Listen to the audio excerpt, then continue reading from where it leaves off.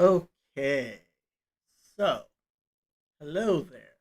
I am going to try to continue my uh, little discussion of Sam's discussion with Professor Vervaeke, uh, or VVK, as I like to call him. And before we start, Chris Pacow um, created Highest level some can't in any meaning way be waves agentic because you get a fundamental and dichotomy about and it, you get reality and fundamentally bifurcated and it's beautiful, you're losing and you're everybody losing the should properties of listen to it ultimacy and that like you want it to attribute to what and is really share real it. or really real to God or the one. And And that's yeah, why I mostly did that because I wanted to say CRISPR cow. um, anyway, okay, now let's, in order to get into all of this, I am going to do some more kind of introduction. Okay? So, first of all, let's talk about the problem of the one and the many. Um, so, the problem of the one and the many. As anyone who has flown, this is from the Stanford Encyclopedia of Philosophy. Who has flown out of a cloud knows the boundaries of a cloud are a lot less sharp up close than they can appear on the ground. Now, since this is the beginning of an encyclopedia article on a philosophical concept, it should kind of give you an idea how poorly we as a society deal with this essential problem of the one and the many, which is at very much at the heart of Neoplatonism and monotheism. And so I was trying to explain to a friend of mine how monotheism has led to basically all of science and human flourishing. And he thought I was insane. And part of that is our weird materialistic crazy thing where we um, somehow believe that all human progress is less than 500 years old, while simultaneously kind of looking at Socrates, Plato, and Aristotle as like the best thing to happen to humanity over the 2,000 years before that. So, this is why we're going to need to talk about Neoplatonism and why the introduction to the problem of the one and the many talks about flying out of a cloud. Okay. Even when it seems clearly true that there is one sharply bounded cloud up there, there there are thousands of water droplets that are neither determinately part of the cloud nor determinately outside it. Consider any object that consists of the core of the cloud plus an arbitrary selection of these droplets. It will look like a cloud, and circumstances permitting rain like a cloud, and generally has as good a claim to be a cloud as any other object in that part of the sky. But we cannot say every such object is a cloud, else there would be millions of clouds where it seems like there was one. And what holds for clouds holds for anything whose boundaries look less clear the closer you look at it, which is everything, right? They don't put that into it. But um, I think a less flowery explanation is, okay, there's a grain of sand. We can look at that single grain of sand and say, this is a grain of sand, right? Well, first of all, if you were to look at a heap of sand, guess what? The various particles, which we just call sand, they're not exactly the same. And at what point do I put one sand grain next to another sand grain, and do they become a heap? Is it after 3, 5, a million? Right? So, this concept of recognizing that something is a thing, right? It's a problem. It's a real problem. And it's a real problem for cognitive science, right? Cognitive science is basically, it's been what it's been trying to do over, I don't know how long it's actually been considered a science, is um, try to get a computer to actually do the same things that we do, right? And when you take all the really, really complex things that we do really, really quickly and try to replicate them in a computer, the computer, well, first of all, it seems to require computing power beyond anything we can even consider. And so what's exactly going on here in our cognition, in our brain, right? This brain of mine, which isn't all that big, it does things which, if we try to get a computer to do, so you would think that a mainframe, right? A mainframe computer or a whole network of computers could be able to do easily all the work that I do in a similar way that a bulldozer is a lot stronger than anything, I can pick up, right? But that's not how it works, right? And we as human beings have this capacity of understanding things and putting things and into language and giving them names and um, seeing them as things, right? So this is a problem. This is a huge philosophical, metaphysical, ontological, epistemological, and the fact that I have to use all these words should give you an indication that we just don't really have a comfortable and easy way of understanding and describing everything that's going on here, right? Um, and please do stop me if you are online watching. There's apparently one person watching right now. Hopefully, maybe other people will, because I'm trying to explain this stuff, and while I have certainly thought about it more than I think the vast majority of people, and probably more than maybe a majority of the people in our little corner of the internet, this is really, really important stuff, and stuff that we've been kind of ignoring.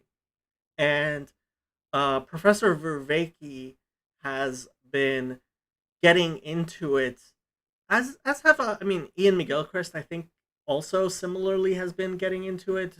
Jordan Peterson, uh, Steven Pinker, Jonathan Haidt, right? We're trying to figure out how we as human beings deal with everything and do stuff, right? Um, so yeah, so let's go back to this problem of the one and the many, right? And that includes just about every kind of object we normally think about, including humans, right? Where do I end and does my clothes begin, right? Are my clothes part of me, right? And if they're not, right? And then this also gets into like when I feel things, and this is something that Professor Vervaeke talks about, right? He's like, so we use this as an extension of ourselves, right? And really, you kind of have to also start folding in everything that Dawkins has to say about mimetics um, and extended phenotype. So if you haven't watched the discussion that Brett Weinstein had with Richard Dawkins in Chicago, I think it's worth watching that first because I think that actually gives us a, a framework for understanding a little bit better everything that Professor Vervaeke is trying to deal with. And I'm looking at it from a very different place than Professor Vervaeke is, because he's coming at it from a real scientific view, whereas I just believe in the Torah. And I believe that what the Torah says is true. And the Torah, including as much as I've been able to delve into it, and obviously, well, not so obviously, the Torah is infinite. Um, so yeah, let's keep on going. If I'm all over the place, it's kind of because I think we as a society right now are a little bit over all over the place. I'm trying to be coherent, um, and I think that word coherent is really important, right? A lot of us are trying to be coherent. Professor Vervaeke and Sam were having a discussion that I think is really, really important, which I did not completely comprehend myself, and I've listened to it several times, and I'm trying to explain to you something that I don't understand, right? And trying to integrate what they were saying into what I'm saying. And the reason why I'm doing this on a live stream is because I'm hoping we can help each other understand, right? And and so that's what's going on here, okay? And that's why if there are people watching, please do, you know, this has to be a conversation, because what's not going on here is me explaining things I understand to people who can learn from me. Hey, so the salient person, Grim, is here, and so hopefully he will contribute to our cognition, um, as we try to understand all of this stuff. Okay, so let's go back. We are talking about um, oh, apparently Pajot's on. And my salt summoned the Grim, who is Grizzy. Okay. Um. Okay. So what were we saying? And that includes about every kind of object we normally think about, including humans. Although this seems to be a merely technical puzzle, even a triviality, um, a surprising range of proposed solutions has emerged, many of them mutually inconsistent. It is not even settled whether a solution should come from metaphysics or from philosophy of language or from logic. Here we survey the options and provide several links to many topics related to the problem. Um, so glad you're doing this. Mind blowing vidya, as Grimm would say. Yes, I don't know who D Dot is, but welcome. And yes, it is. We are venturing into the unknown. So let's go ahead and I don't know how much of this. I don't know how much of this introduction to read. I'm not going to read this introduction because you can read this, but the problem of the one and the many is basically the problem of monotheism. Okay? There's one God, and here we are, right? And if you believe there's one creator God who created everything, right?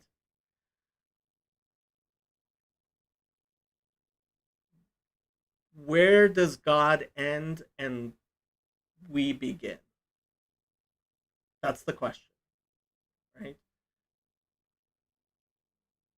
Now, the materialists will say there's no God, there's just this stuff. And in fact, this is what nominalism is. So, Professor Vervaeke talks about being a post nominalist Neoplatonist. Okay? So, what he means is there was Neoplatonism, which has this idea that, you know what, the world is understandable because there are these concepts. Well, we'll read about nominalism. Um, that question to me is creation within God or no? So so I'm not sure. Hmm. So I Hasidic Judaism and Eastern Orthodox mysticism is considered panentheistic. And when I pressed Father Seitz, Father Eric, about it, he told me, "Hey, single celled, how you doing?"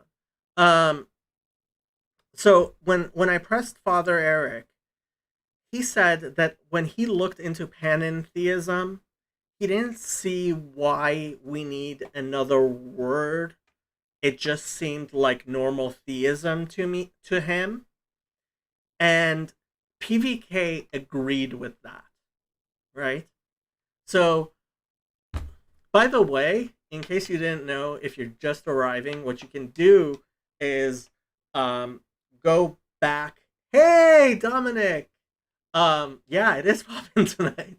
Uh, okay, so if you what you can do is you can go back and play where I started at 1.5 speed. So that might work. Kabbalah emanation wise, are the emanations within. So we're gonna talk about this, and I was gonna get into this. Uh, I was gonna get into this. So the the Torah understanding.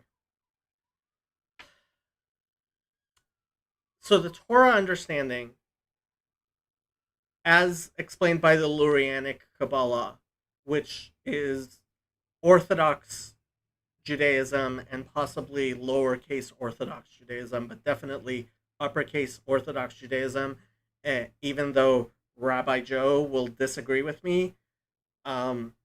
I think this is a place where he will agree that even if he he doesn't think Lurianic Kabbalah is necessarily what every Orthodox Jew must uh, believe in. He will agree with me that the vast majority of Orthodox Judaism doesn't subscribe to the Lurianic Kabbalah. Okay, and as the Lurianic Kabbalah is explained through Hasidism, God exists and eternally, right?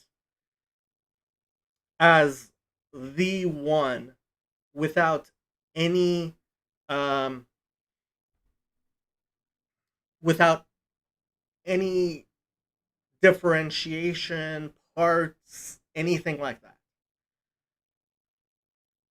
Just eternally what exists is just God, and God is beyond any description, even to the point of saying God, right? When you say God, you're giving God a name, right? And that name is finite. And that already fails to capture God because God is infinite and you can't put the infinite into the finite, right? This is why I don't write God when I'm referring to God. I write G-D because I am reminding myself that I am not actually referring to God because God is beyond anything, right? Even though it says that he is one and his name is one, right? And all of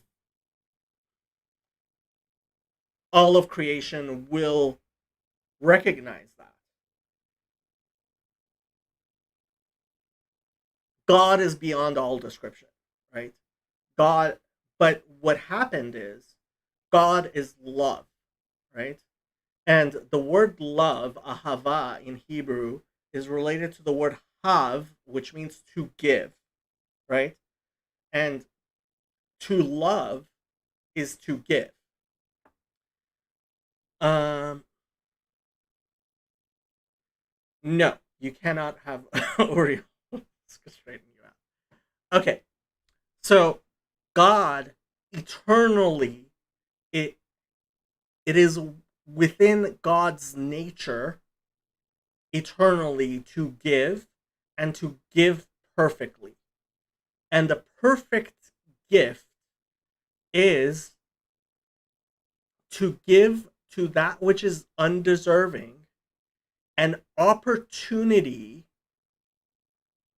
to earn what it is being given so that it it's not what the Kabbalists call the bread of shame, right?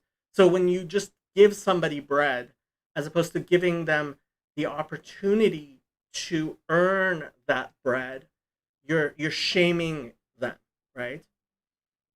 and, and Grizz has a Patreon.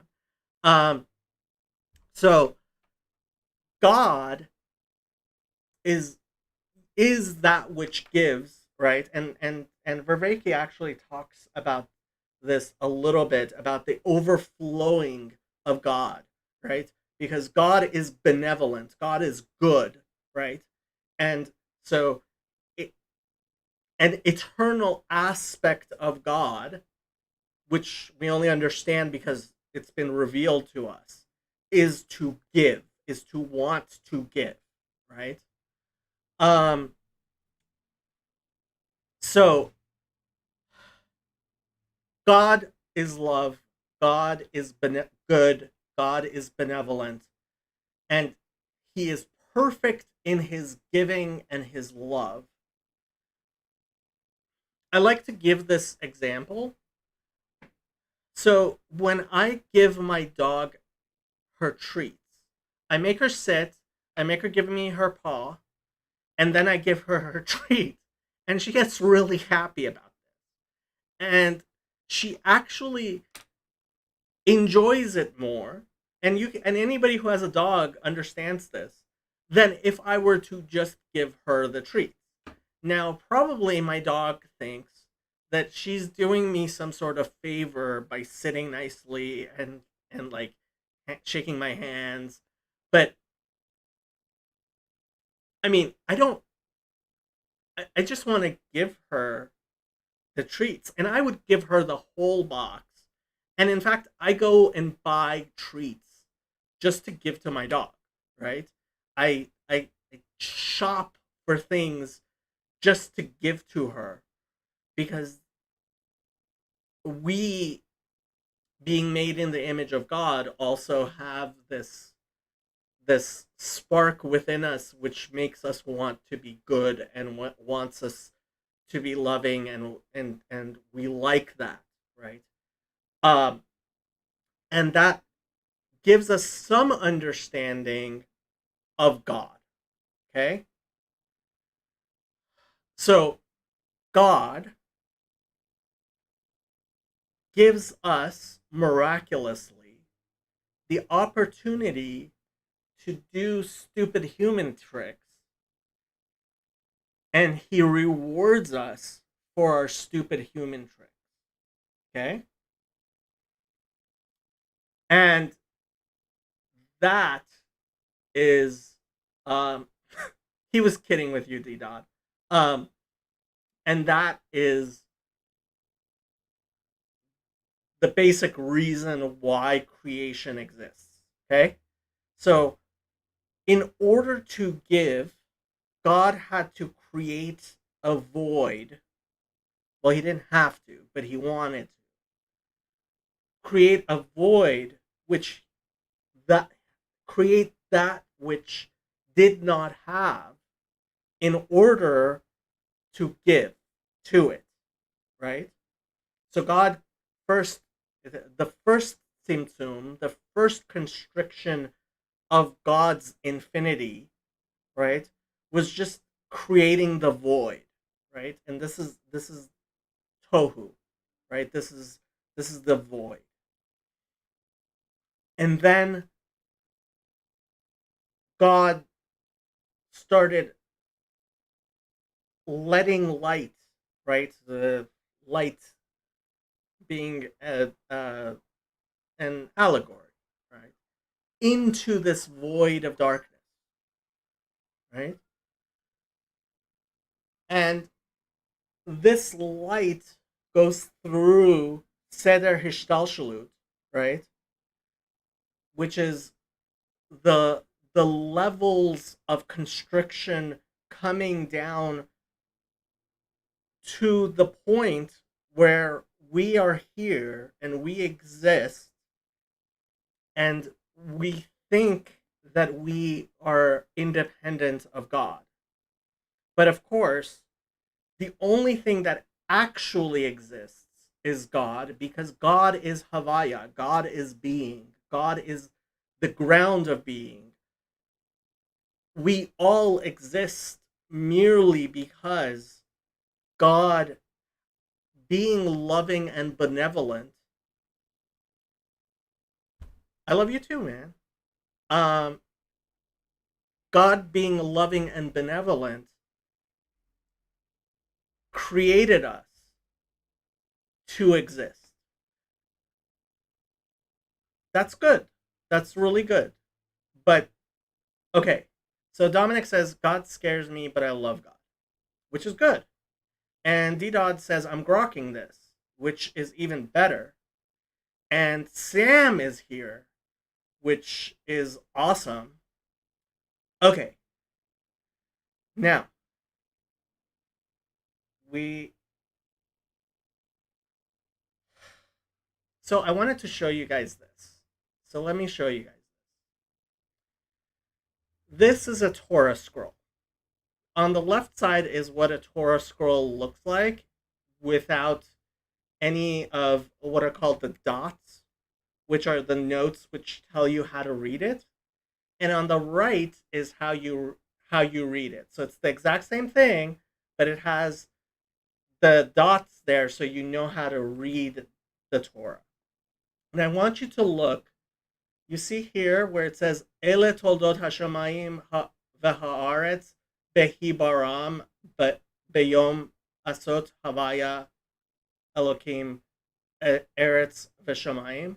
So that is Genesis 2:4. Okay?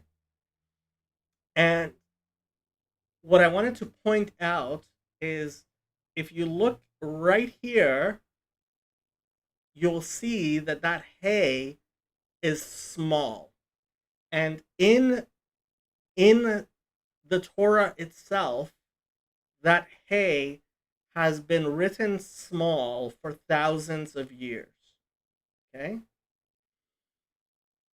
Um, and I wanted to help people understand that when I say that Kabbalistic things require an appreciation of the most basic things in Judaism, before you can understand them further and further, like in this discussion, I really started thinking about epistle number 5 in in Tanya in the Igeret HaKodesh, which talks about this small hay and how the rabbis have taught. It says Behi Baram. So this is Genesis 2:4, right? It says Ele toldot hashamayim v'haaretz Behi Baram, and this is that hay that's small, right? Biyom asot havaya Elokim eretz v'shamayim, right? So these are ele, these are toldot, the generations, right? Hashamayim v'haaretz, of the heavens and the earth, behi baram, right? And what this hey does is make this into passive, right? And it's in that was created beyom asot havaya Elokim, in on the day that the Lord God made the heavens and the earth, right? So the rabbis teach that behe baram, right? That God created the world with the letter hey. And that's what this whole huge thing is.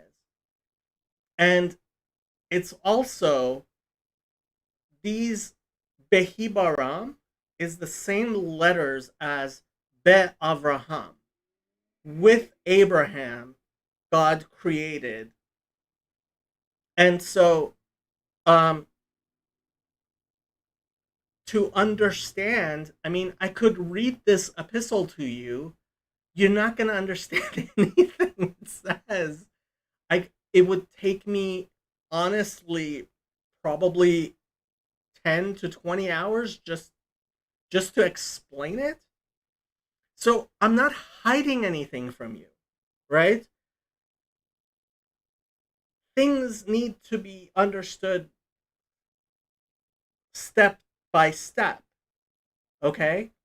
And so when I speak about the Kabbalah, I wish I could explain everything that I know completely to everyone, but I don't know that much myself actually either. So let's go back to the problem of the one and the many. So, like we said, God created all of creation because of all this stuff I said, right? And he created it by speaking, right? With the letter Hey and Abraham and everything that Rabbi Shneur Zalman of Liadi, the first rabbi of Chabad, explains here, which I could never explain to all of you. But he explains there that God's words give that essential capacity to exist to everything, right? And So with all the letters and the combinations of the letters and the sfirot and everything he has to explain, which honestly I don't know how I would even begin to explain to somebody who hasn't studied, at least knows the Bible passingly well enough to, he's talking about the verse Vayas David Shem, right? So that's 2 Samuel 8:13, and he's going all over the place. And to understand all this stuff, you need to spend years and years studying the Torah because it's infinite, right? Okay, so I said all of this in order to understand that God created everything with his words, and that is the solution of the one and the many, because there's only God. That's all that exists. All of existence depends on God, and God makes everything exist through limited revelation of himself, because complete revelation of himself would obliterate us. And that's what it means that nobody can see pnei, right? The insides, the panim, the face of God, and live, right? We can only see God from behind, right? Not that God, Halila, has a body or anything like that, but our capacity to understand things that are divine is dependent on understanding the world around us and absorbing as much as we can of the light that God has allowed into this world. And in that, we grasp little inklings of God as much as we're able to. And that's the revelation. Is the word that creates like logos or Pajot's patterns? Yes. That is the word that creates. Right? God's words, because what does it mean? What is a word, right? It's something. So consider yourself and, well, consider me and what I'm saying. As much as what I am saying is so much less substantial than my existence, in a similar way, a raid would be cool, but yeah, I don't know who that is. Oh wow, Pastor Tanner's raiding my channel. Wow, tonight is special. Yo. Um. So tonight is hopping. Um. Pastor Tanner's on Twitch. Um. Okay. So where were we? um. Um. So we are where were we? We were talking about, right? So, as much as my words are far less substantial than my existence, in a similar manner, God's word is that much less subsistent, that God's word is nullified to God, right? You would never say that I am my words, although in a sense I do, my words do describe me, but in a similar way we can understand how much different God's words are from God himself, And that's why we say that God created the world with his words. Okay? Okay. Now, this gets us back to nominalism. So we'll try to deal with this. I'm so glad you're here, D Dodd. I have no idea who you are, but you're really engaging, and if you're understanding what I'm saying, then hopefully it's at least somewhat coherent. Okay, so in metaphysics, nominalism is the view that universals and abstract objects do not actually exist other than being merely names or labels. Contrast that with the concept of the word, right? God speaking and his words, right? These concepts and universals, as early Greek philosophy would describe them, these are real things, right? These are in fact more real, as Pajot would put it, than actual human existence, right? So, in a way, especially Trinitarians will talk about hypostases, right? So you have this concept of God, and then you have a hypostasis of God, right? So basically, that's like I said in my last video, right? You have this concept of chair, right? And then you have the chair that I'm sitting in. It is a hypostasis of chair, right?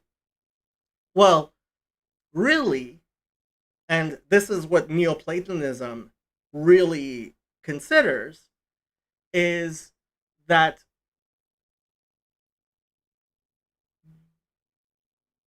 chair is actually more than that concept is actually more real, has more true existence than this world that we see. Pastor Tanner says, this is where all of this is going. It's this essential metaphysical worldview that is driving Pajot. Well, I mean, I have to say, Pastor Tanner, you're a Protestant. And as much as I love Protestants,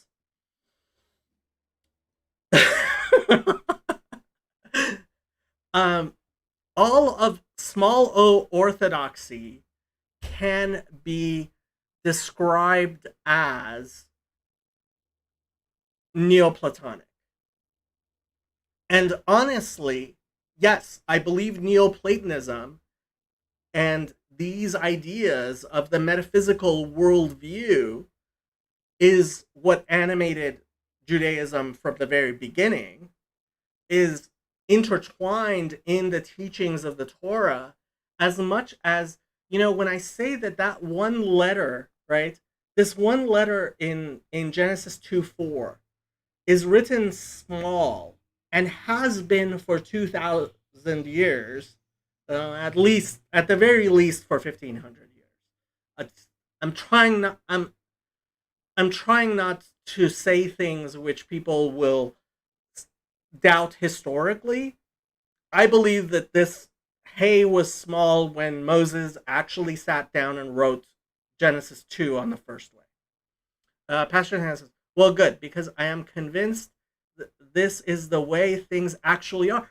I am so glad to hear it. I was kind of afraid that you might, like some other Protestants, and of course, there's almost nothing you can say about Protestants that's true of all Protestants,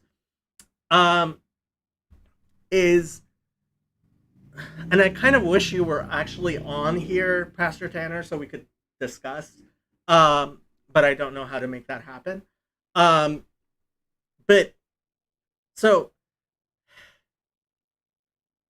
yes, I believe that Neoplatonism was, as I explained in my first video, is actually an explanation of those things which were in the esoteric Jewish tradition 2,000 years ago, which we knew existed.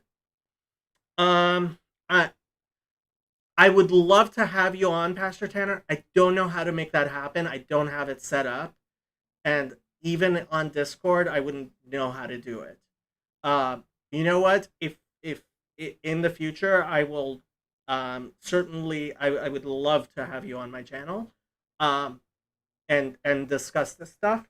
But right now, I wouldn't even know how to make it happen.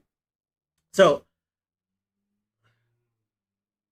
I believe that this is true, that this is what the Torah teaches and has always taught, and that the esoteric tradition we knew existed 2,000 years ago, and there's no doubt that there was an esoteric tradition of teaching within Judaism 2,000 years ago. The only question is, what exactly did that was that, right?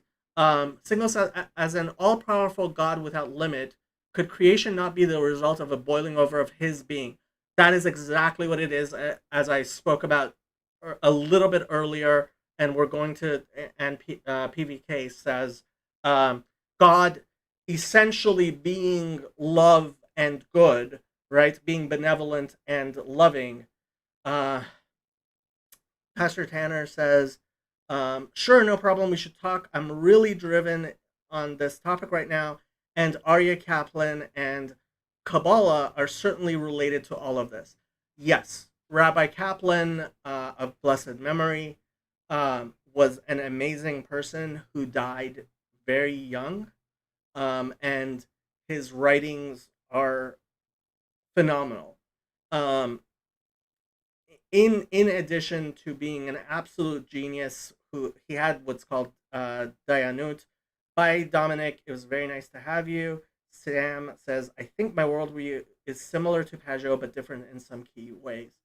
What I have to say is, I believe that the Kabbalah, as taught by the rabbis, as taught by the Arizal, and as taught by the Baal Shem Tov and his students, is the truth, and it's God's truth. And that is the truth that I really feel this discussion is getting at. So Sam says, even specifically on this telos and principalities sort of issue. Yeah, we really should have this discussion. And yeah, I don't know how much I'm going to be able to continue reading the things, as well as, because I do want to do this video. So I'm going to go back to talking about the video. So nominalism was when the rationalists started saying, no, thank you. These concepts, this logos, these words of God, this whole spirituality has no existence whatsoever, right? So Pastor Tanner says, yes, all of this movement is going back to this. Neo-Platonism is the foundation of the entire Pajotian turn. I, for one, welcome it with open arms. I am so glad to hear that, because honestly, Neoplatonism, the Kabbalah, is described as Neoplatonism, not because I believe that Neoplatonism is the source of the Kabbalah, but because I believe that the Kabbalah is the source of Neoplatonism.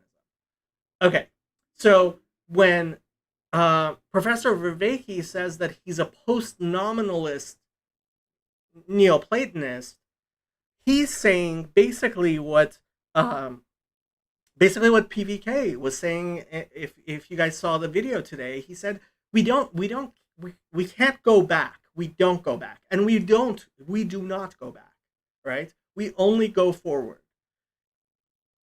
We are people who are understanding, because history only moves forward, right?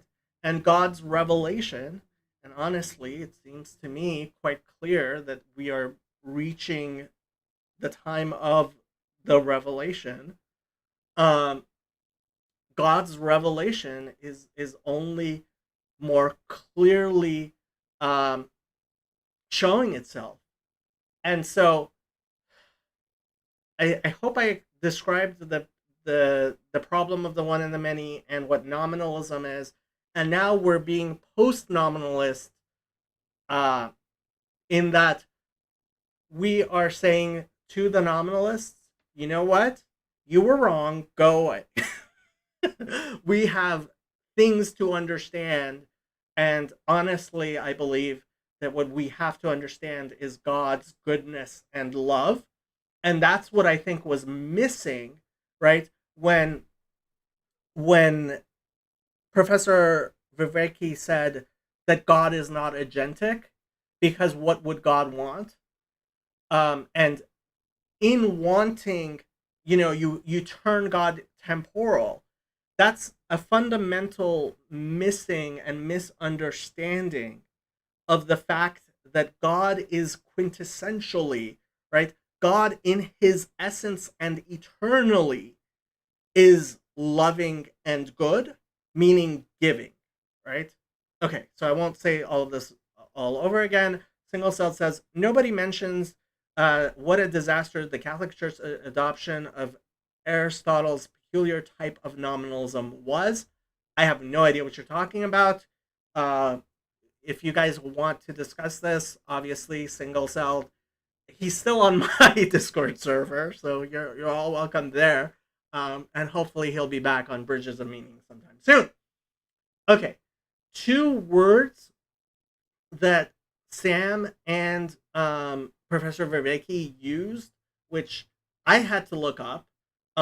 One of them, I didn't even know what it was, is conatus, and apparently he likes Baruch Spinoza's formulation of it, and I will say that actually, um, what Spinoza is talking about, and you have to realize Spinoza was by Pastor Tanner. Thank you for coming, and yes, we definitely should talk.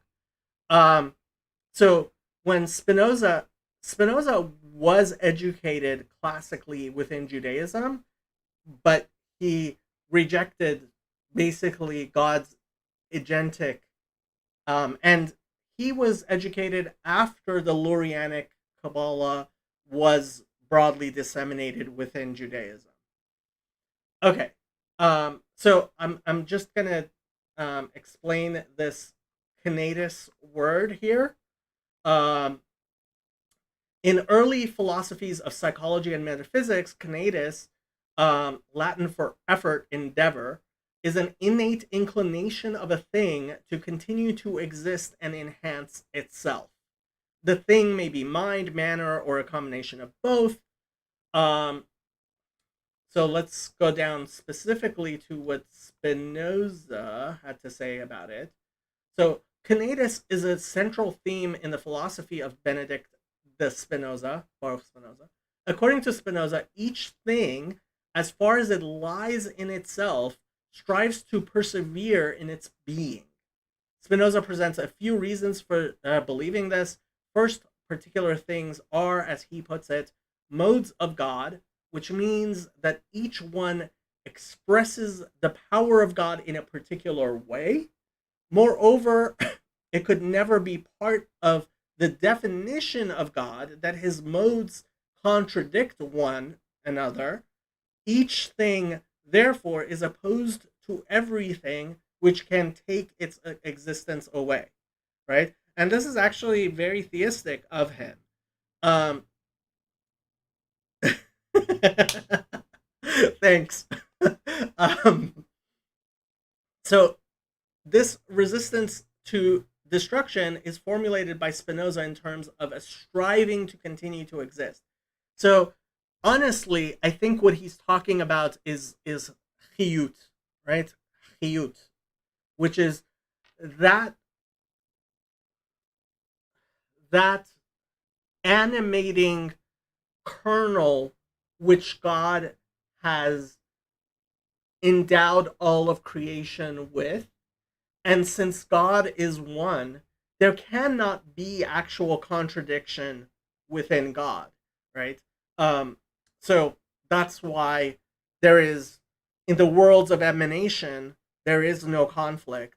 Then there is a break, and then you have the worlds of creation where conflict appears to exist, and then it comes into Yetzira, the world of formation, where things are formed and tsar, right? They are made small until they get to the worlds of action, which is what we materially um that which we materially are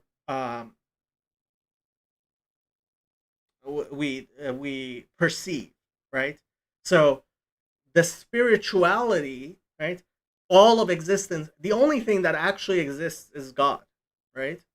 And everything else exists to the extent that God allows his light to be revealed in it, all the way through Seder Hishtalshalut, right? The chain of constriction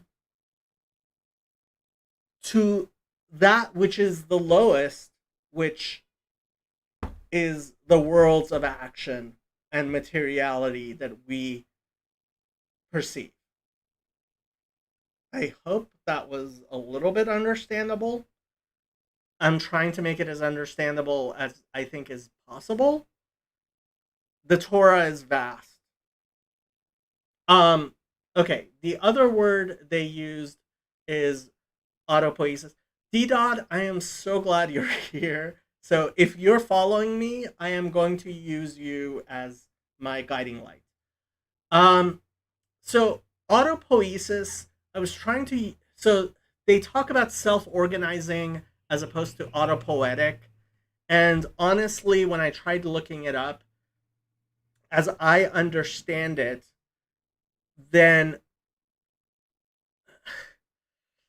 autopoiesis. Let's just read what they say. The term autopoiesis refers to a system capable of producing and maintaining itself by creating its own parts. So basically, we're talking about things which are alive, right? Which have hiyut, right? Which to me seems like really what we're saying is that it has kinetis. And that's what I think they ultimately end up talking about when they're talking about the will to exist that exists within Mount Everest, for example. Even that which is most dead to us still has, I mean, like the Alter Rebbe explains in this letter, which I have no capacity to teach anyone. Yeah. So, um, God's light reveals itself even in this pen. And this pen exists only to the extent that God allows it to exist. I hope that's clear. If there are any questions, please put them in the chat now, or else I am going to start um, with the video and try to uh, explain and understand what they were saying. Seeing no questions, I am going to start the video. Everybody, I am back again today with Dr. John Vervaeke. John has been on my channel once before. We had a really good conversation about, I think, 8 or 9 months ago. John is a professor at the University of Toronto. You're a professor in is it cognitive science or psychology? I always Both, forget both. both. But Cognitive, yes, cognitive psychology and cognitive science. I've never cognitive psychology. I think that's a relatively new phrase or title. No, I use that quite frequently about myself. Really? Okay. As I understand it, cognitive science is the attempt to is very much related to the attempt to try to um, have artificial computer intelligence which can at least mimic what human cognition does. In fact, the University of Toronto Psychology Department is was, I think, rightfully so, considered a forerunner and one of the centers of cognitive psychology in North America. Mm-hmm. That's really cool. I'm not sure if I'd ever heard that phrase before. So John and I will be sort of picking up on a lot of conversations that have already happened, both continuing the one we've already had before, Sure. kind of building off of conversations that John has had with Paul Vanderklay and JP Marceau and Paul Anleitner and other people like that. So I'll do my best to make this a conversation that if you're just coming in for the first time out there listening, that will be somewhat followable, enjoyable. But I just a fair warning that there's a fair amount of context, I guess, that will be perhaps helpful, if not necessary, for understanding everything that we're talking about. But John has a wonderful YouTube channel, John Vervaeke. I'll link that in the description. And I would especially recommend his 50 video series called Awakening from the Meaning Crisis. John, you consider yourself something of sort of like a living day Neoplatonist, or at least Yes. are strongly influenced by Neoplatonism, as well as integrating it with newer sort of scientific and other philosophical trends since then too. Yes. And I've been trolling PVK's comment section. Every time the word Neoplatonism comes up, I will go ahead and make a comment about it. And PVK is gonna have to dive into the Neoplatonic. Mwahaha.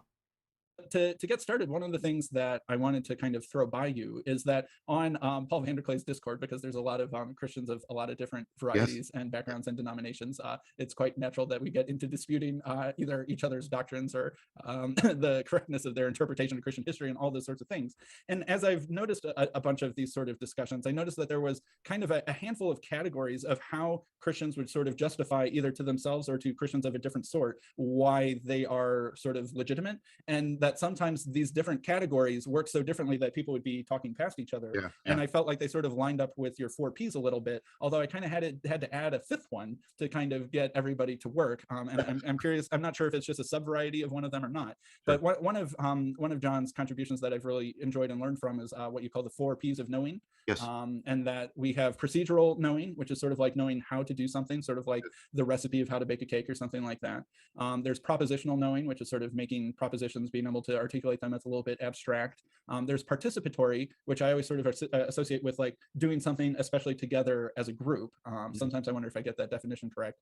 And then the 4th one is perspectival knowing, right? The knowing of what it's like to be in the perspective of doing something, like the difference between a sports announcer describing a baseball game and you being one of the baseball players in the game, having the perspective of being a baseball player. So when Christians argue with each other sometimes about why their version of Christianity is more right than the other ones, I've noticed that a common one, especially for Protestants, is to assert propositional correctness, right? I have the right doctrines. And that's sort of a very natural one, especially sort of in the modern age, to be like, well, I'm the right kind of Christianity because I believe the right stuff. Or basically, I believe the teachings that Jesus gave us in a propositional sort of way. And then we could dispute. So, if you've been following at all what Professor Vervaeke does, he talks a lot about these 4 ways of knowing, and there's been a lot of discussion about them. I'm still not completely clear on them. I have tried before to, in some sense, relate them to what Hasidic philosophy and theology says about understanding and um, the intellect. I have to say, I'm not sure that there is an actual relationship that can be clearly shown, partially because I think that when we talk about intellect regarding Jewish concepts, right? Especially when we talk about Chabad, right? Chokhmah, Bina, Da'at. I am not sure exactly how those would map onto, or if they map onto any or all of the various ways of knowing that Professor Vervaeke talks about. About who has the right set of propositions. That's a relatively common and easy one to understand. But there's also sort of like, especially I've noticed this from Eastern Orthodox folks, a procedural correctness. Like, we have the right liturgy. We Yes. worship God correctly. We don't know what you Protestants are doing over there in your church services. We do this thing. We've been doing it since John Chrysostom. We worship God correctly. And we pass this on, and we're the stewards of, the proper liturgy. And that's what makes us correct. And that's like a very different sort of, like, a Protestant almost doesn't even know what to do with that sort of argument. It doesn't even like register. Yes. And I view that as like sort of emphasizing the procedural way of knowing and connecting with God and legitimizing yourself. And then there's sort of like a participatory definition. And I take this as like, we are the group that has inherited the whatever and are passing it on. Like, and Catholics will do this a lot, right? God or Jesus gave Peter the authority, right? And we're the group that is the participating in that sort of group as defined how Jesus started it, right? That sort of participatory connection. And then there's for perspectival, there's the sort of the way charismatics will emphasize an experience with God, right? Yeah. You come to our group, you come to our church, and you have an experience of God. Maybe there's even like speaking in tongues and miracles and that sort of thing, or you experience a very strong sense of personal transformation, right? That experience that happened in your head, that shows that we're on the right path, right? We're giving the people this sort of direct internal sense of connection with God. That's how we legitimize ourselves. What more proof do you need that we're right with God? You feel it. I think part of the problem, they're going to go on and say that religion should be firing on all cylinders. I don't think that's true. I don't think religion needs to be firing on all cylinders. I think that the human being needs to be firing on all cylinders. And to the extent that religion pervades their life, it needs to be firing on all of those cylinders. So if you do not include, if you're not holistic in your way of understanding the world, you're kind of operating with one out of your four eyes closed. But I think that there are places where things, I'm not sure which one of the P's I would say needs to have a secular element. It seems to me that that certainly the propositional needs to have an epistemological dichotomy of um, between the between that which we know through revelation and that which we can understand either empirically or through scientific epistemology and reason. Single celled. William James didn't just think the one and the many was beyond the mind of man, but beyond the mind of God. Go easy on yourself. Yeah, I'm gonna have to disagree with that one because God is the apex. So In between your ears, right? Yeah. And that those are very different ways of arguing. But then there was one group that I couldn't quite fit, and it was like Anabaptists, like Amish or Hutterites or stuff like that. And they will often make a moral argument that we behave as a community the way that Jesus commanded us to behave. Right, we are nonviolent. We practice sharing our goods in common, and that sort of thing of emphasizing the moral correctness and the adherence to Jesus's own moral teaching. and I would say that this is more embodiment, right?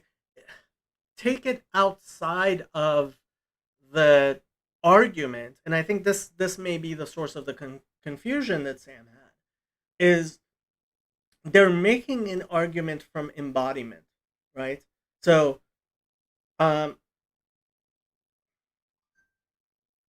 it's in a sense it's beyond intellect, it's beyond understanding, it and I think when religion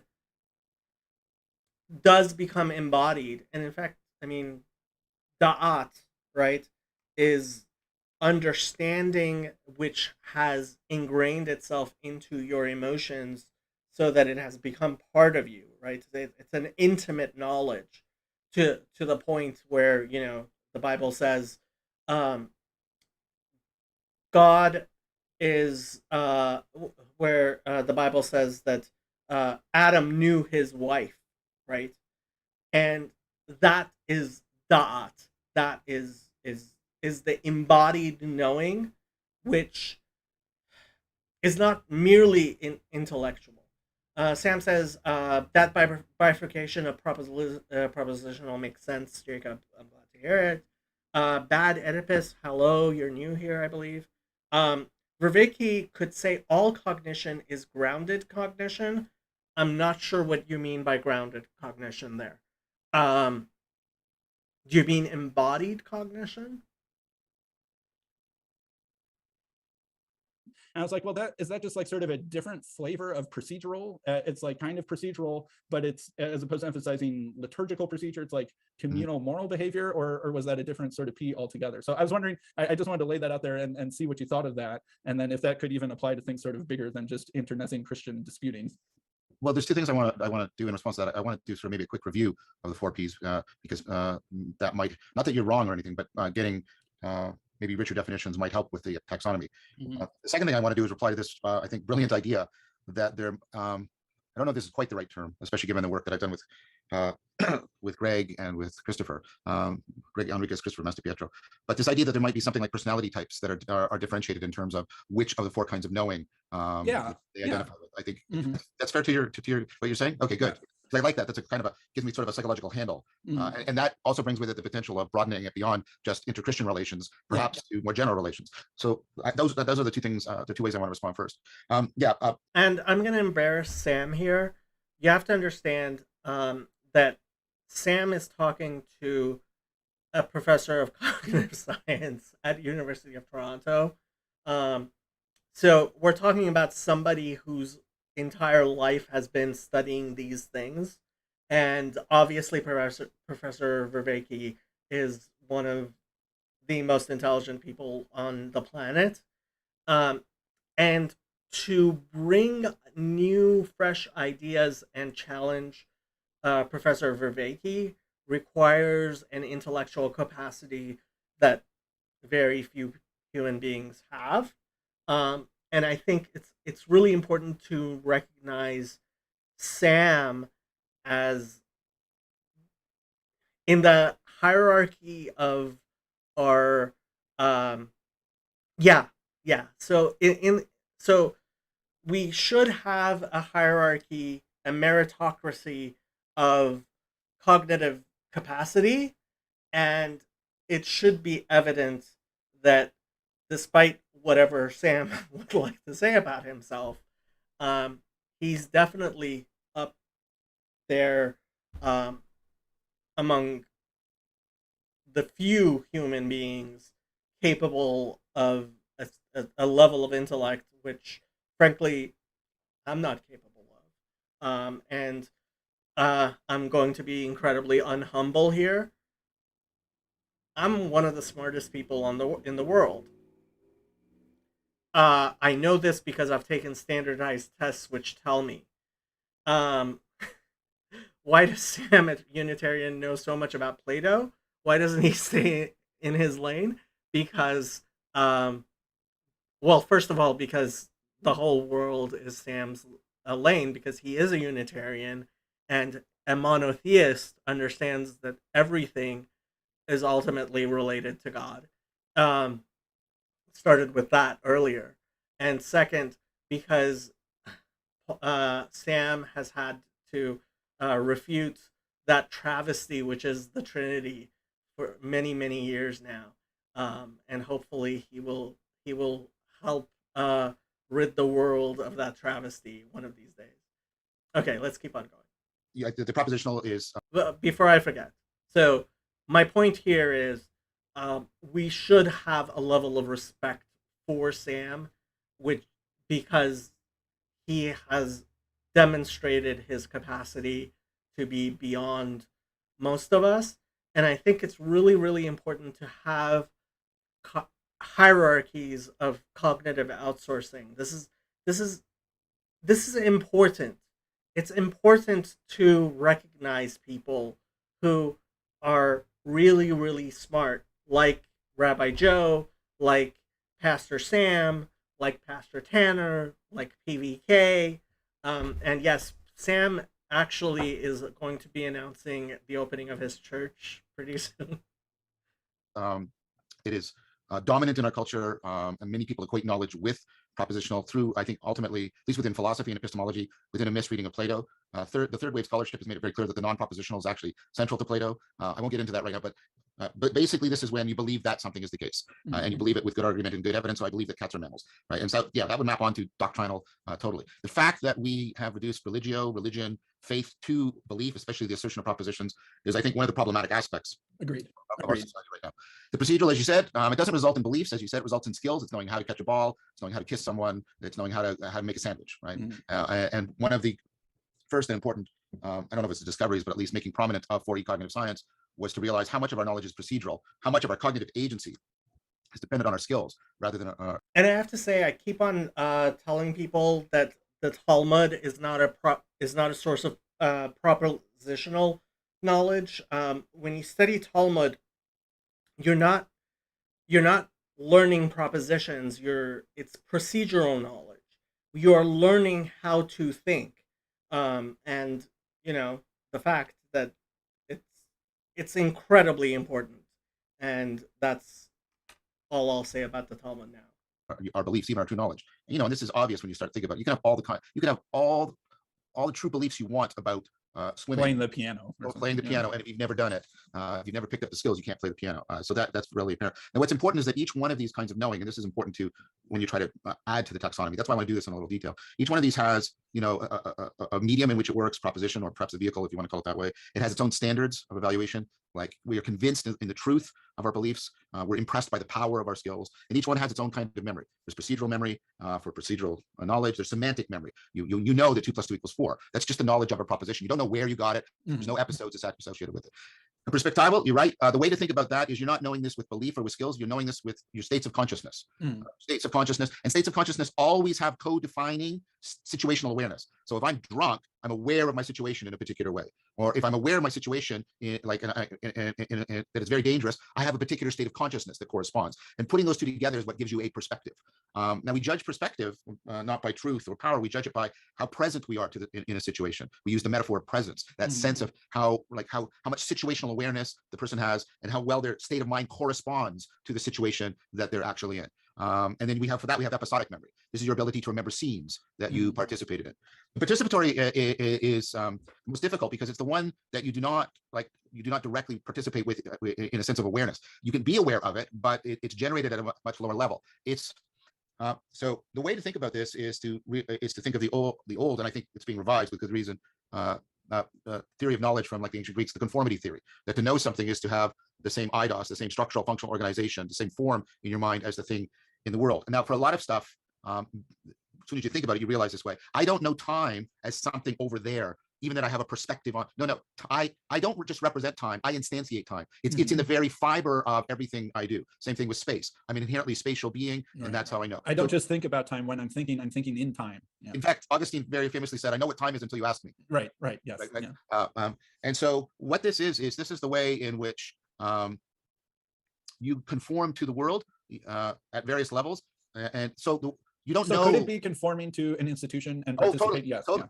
So you're not wrong. I'm not saying you're wrong. Conforming to a social arena is a profound kind of participatory knowing. I just want to make it clear that it extends much beyond this, because I want to be able to say that animals have participatory knowing, because they do niche construction. They're shaped by their environment, and they shape their environment, and you get an agent arena, a relationship. So when there's a network. Okay, throughout this, I really feel like both Sam and Vervaeke either are using different definitions of agent and arena than I am, or not understanding agent and arena the way I understand it, right? When we talk about God being agentic, right?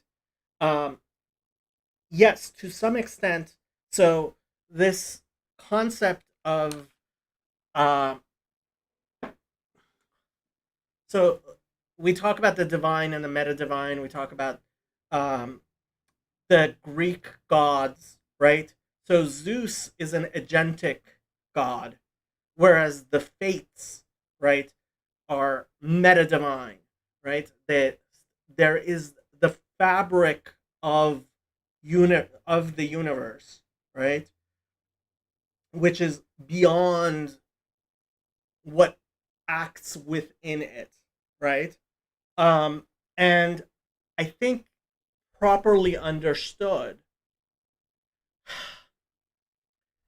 if you're talking about where does Tolkien, um, where, yeah, you're not the only one single.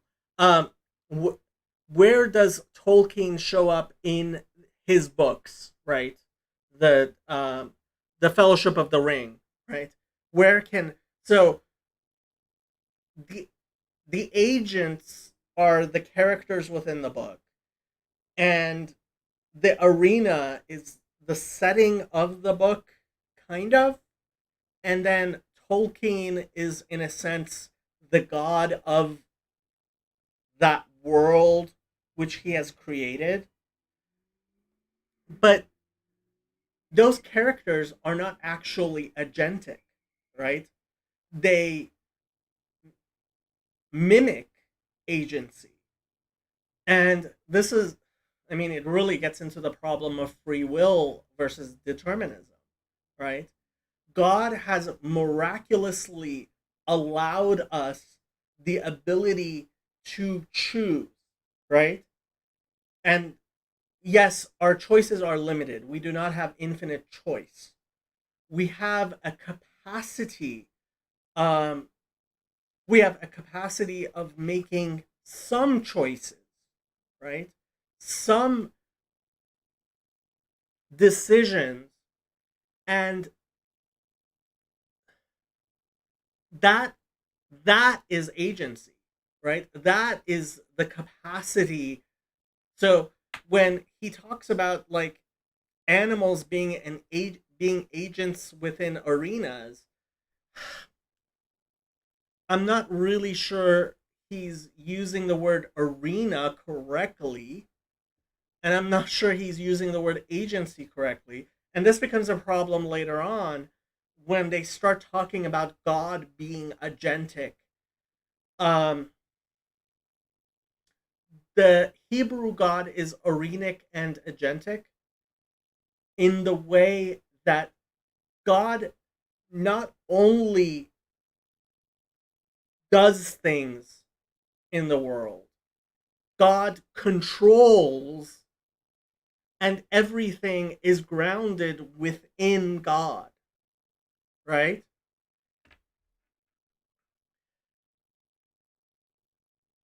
Uh, well, first of all, I don't know if if we can properly understand God's agency, but God intrinsically is loving and benevolent, right? And his choices are infinitely loving and benevolent.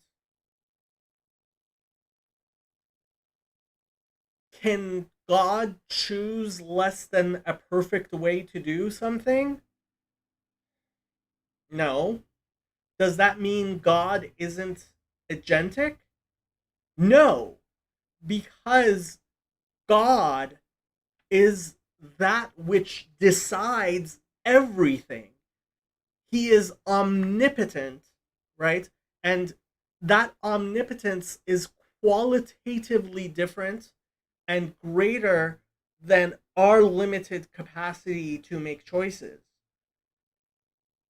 because God makes the rules in addition to, and they'll get into this um where Sam says that God is too agentic, and I think that's misunderstanding, because God is that which actually has true agency, and our agency is merely a miracle in which God has embedded some small amount of his light into us and our capacity. I hope that was clear. given affordances between an organism and its environment. That's the participatory knowing. And then the perspectival knowing selects which affordances are brought into a situational awareness, brought into awareness.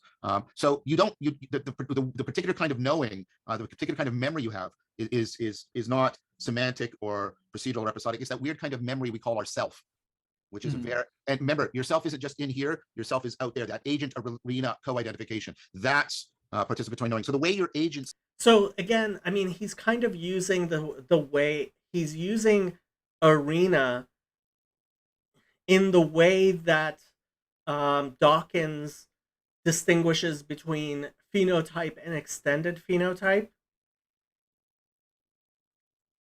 I don't think he's using the word arena correctly. See, and your character are shaped, and your biology is shaped to fit the environment, and then how the environment, right, is called out by that, and how they mutually shape each other. That's participatory knowing. So environment is not the same as arena, and he is using them as the same, right? To say that God is arenic isn't merely pantheistic. In fact, I think pantheism, as opposed to panentheism, fails to see God as truly arenic. Does that help Yes, clarify yeah, it all? that helps. So when an Amish community is saying, hey, we know that we are a or the true Christian faith because we are behaving as a community the way Jesus instructed, we share our goods in common, we're nonviolent, et cetera, et cetera. Which P do you think that is that it's sort of tugging on the most? It sounds to me like participatory knowing, because when you're making a moral identification, which is what they're doing, right? They're identifying both the world they're in, the community, and the kind of agency they have. They're largely talking about they know God via their character, and that's the primary way of thinking of participatory knowing. And you know that there's a way in which your character is mostly unconscious to you, although you can consciously become aware of it, you can consciously shape it, but your character is mostly unconscious to you, and it's your character calls out from the environment in a certain way, and certain things from the environment call to you. Their affordances are possible, and also certain affordances are not available to you when you have a certain kind of care. Like, for example, an honest person just will not see opportunities to steal. Right? It just doesn't come up for them, right? Which is very different from somebody who's got a character that who isn't so honest, right? And they might not. Or someone who's practiced, being a pickpocket for years or something like that. That pops to their mind. Yeah, yes. And I mean, this overlaps, and I wouldn't call it identical, but this overlaps. Single says, I think he's invoking Heideggerian, Hegelian being in the world. I don't know. I know very little from about Heidegger. I'm not a huge fan of Hegel. What it reminds me of is actually at the beginning of Tanya, where the which is it's considered the foundational text of Chabad Hasidic philosophy, where the Alter Rebbe, who's the first Chabad Rebbe leader, where he describes the character of people and their capacity, their soul's capacity of to sin or not, right? And he describes even a Benoni, I mean, really, which is a person. Well, no, he's really talking about a tzaddik, and the character of a tzaddik, of the righteous person, is such that he is incapable of doing wrong because he is completely integrated with God.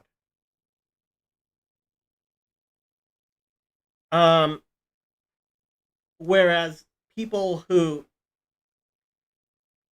have a capacity, who have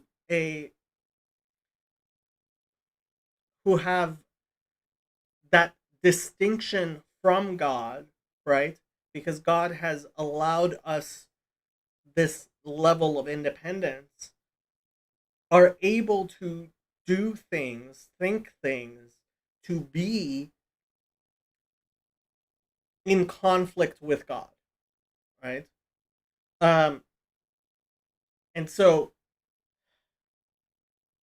our agency, our will, our ratzon can be disconnected from that of God. Um, yeah, I'm not sure if how clear I'm being. Perhaps with I think the way the biblical notion of sin is at the level of your character and the heart of you, rather than just what's in your mind. It has to do with this more fundamental level at which you are shaping your agency and you're shaping the environment, and the environment is shaping you in that sort of loop. Mhm. And so one thing I notice about so these Christian disputes is that if they're arguing about the same P, then they can often have there's a possibility at least that they can have a more productive discussion, Yes, because yes. that they are playing the rules of the same game, right? If you're trying to figure out who is the right doctrines or something like that, well, then you at least know what game you're playing. But if one person is being like, we have the right procedure for worshiping God, and the other person is like, yeah, but we have the experience that makes you feel, it's like it's at such cross purposes that it's Yeah. almost like not, it's hard to, they're not playing the same game, and so it's So Single says, being in the world is an existential concept that emphasizes human existence as a state of living with a highly meaningful orientation. Each individual has a unique destiny to fulfill in this world. I don't see where agency is showing up in there. And Vervaeke mentioned sin, and he wasn't really clear. Um, yeah, there's a whole lot of phenomenology in Vervaeke. Yeah. Um, yeah, honestly, I think we're using too few frames, too few concepts, and the problem really is, I keep on saying it, that we are not sufficiently involved in this type of thinking and these discussions to be able to um, have coherence, right? And so even when we're speaking to each other, we're using words in very different ways, and it's funny, but it's kind of an enactment of what Sam is talking about, where these people are having these arguments. They're talking in in different ways, playing different games, and so um, there's no there's no coherence. Again, I would say that coherence, and I think coherence, especially when we're talking about the one and the many, this is a question of coherence, right?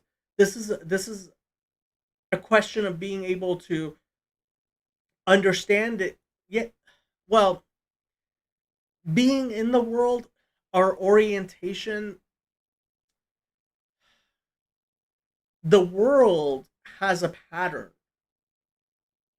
That pattern is that which God created ideally. We have the capacity to sin, which means to miss the mark in our attempts to be living, to be embodying that perfect pattern which God has enlivened us with. I hope that made sense. hard to have that discussion. I think this is excellent, and like I said, I really like the proposal of something like personality differences in terms of which kind of knowing people emphasize, because each one, right, each one carries a sense of realness. You like propositional is that sense of conviction, procedural is that sense of empowerment, perspectival is that sense of presence. So people who are very perspectival will talk a lot about the presence of God, Yeah, right? You can see that happen, and then the participatory is that sense of like that of belonging, fittedness, and it seems to me that people's I hadn't thought about this, and I wonder how it relates to things like the Big Five and other things like that. But people do. I think this is an excellent observation, Sam. I got to give you credit for it. The possibility of personality variation around this. One other thing that's implicit in what you're saying, I just want to explicate it, and then we can bring it into the discussion. The possibility of something analogous to modal confusion, where the issue might be like cross purposes, or even people could be arguing at the propositional level, but one of them is actually talking about the procedural without realizing it, or trying to get it. Like there's possibilities of deep confusion and miscommunication. I think those are both excellent proposals. Right, like an example of this. So the Catholic Church has been trying to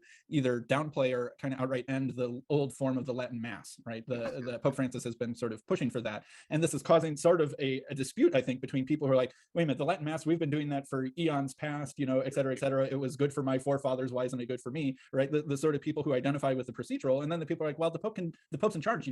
The Mass is correct because he says it is, not because it's not. I'm really not sure that's what's going on. I mean, again, this is a whole other fight. And I'm not sure that either Sam or Vervaeke really grasp at it. So they're arguing about which of these to rank order in terms of importance, and there might be a personality difference between what sort of intuitively feels correct to emphasize. The people who want the Latin Mass want a sense of awe, whereas the people who want the Novus Ordo Mass want a sense of belonging, right? So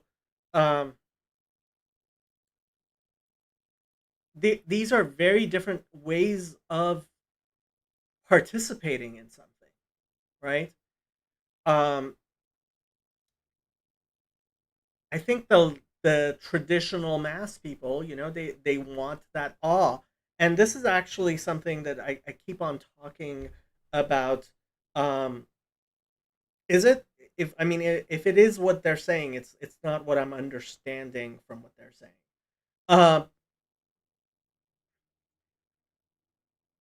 Rabbi Joe and I have this little discussion about when you pray, should you be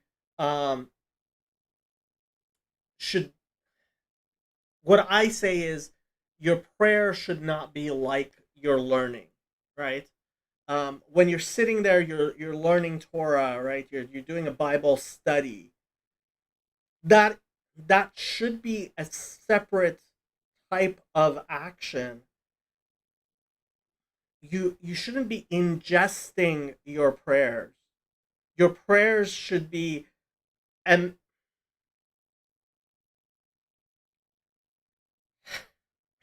I don't know if I'm saying this correctly, but the connection that we have with God in our study of God, right, where we are trying to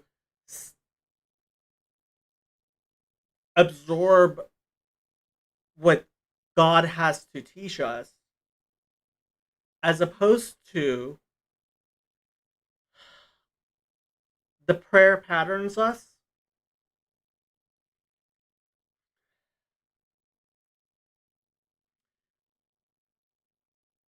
That's a really good question. I'm not sure what to say, because that sense of awe in true worship, right, is incredibly important. That sense of self-negation. Um, Maybe I'm even saying it backwards, because really when you're studying and you're learning something and it becomes part of you, right? Like, you open up the Bible and you're reading and you're trying to integrate the information that this is what God's will is and this is how I should live. Patterns are fitness participation to God, like in Vervaekean language. Unfortunately, I don't know Vervaekean language well enough. Um, in prayer, we pattern ourselves. So I'll put it this way. I think Catholic prayer, right, is one in which we are the audience And Protestant prayer is one in which God is the audience. Um,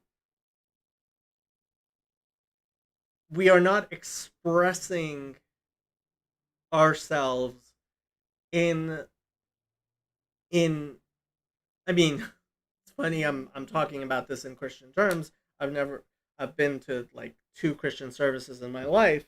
Um, but it seems to me that you are much more a spectator in a Latin mass than you are in a and you're much more of a participant in a Protestant prayer, you know, Protestant meeting. And I it's, I mean, it's funny, but I think that does have a correlation to the distinction that I make within Judaism between Jewish study, Talmud Torah, and um, and Jewish prayer, because when when you're shackling in the Amidah, right, that is much more like Lahavdil in comparison to a Catholic mass, and Talmud Torah is can be compared to um, sitting there and hearing a Protestant preacher. Yeah, I think that that distinction holds, and I think that's what's going on here. What they're discussing, and I'm not sure they're well. I'm not sure. It's possible that they said it and I didn't understand it. It could be appealing to, again, to different people's sense of realness. People who generally want to replace the Latin mass emphasize, but I need to understand what everybody's saying. There has to be that semantic grasp.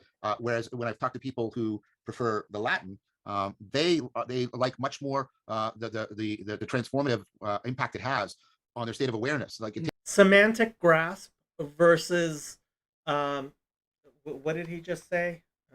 much more the transformative impact it has. Transformative impact. Yeah, semantic grasp versus um, yeah, and he's using that actually the same language I was talking about as far as grasping as opposed to being impacted, right?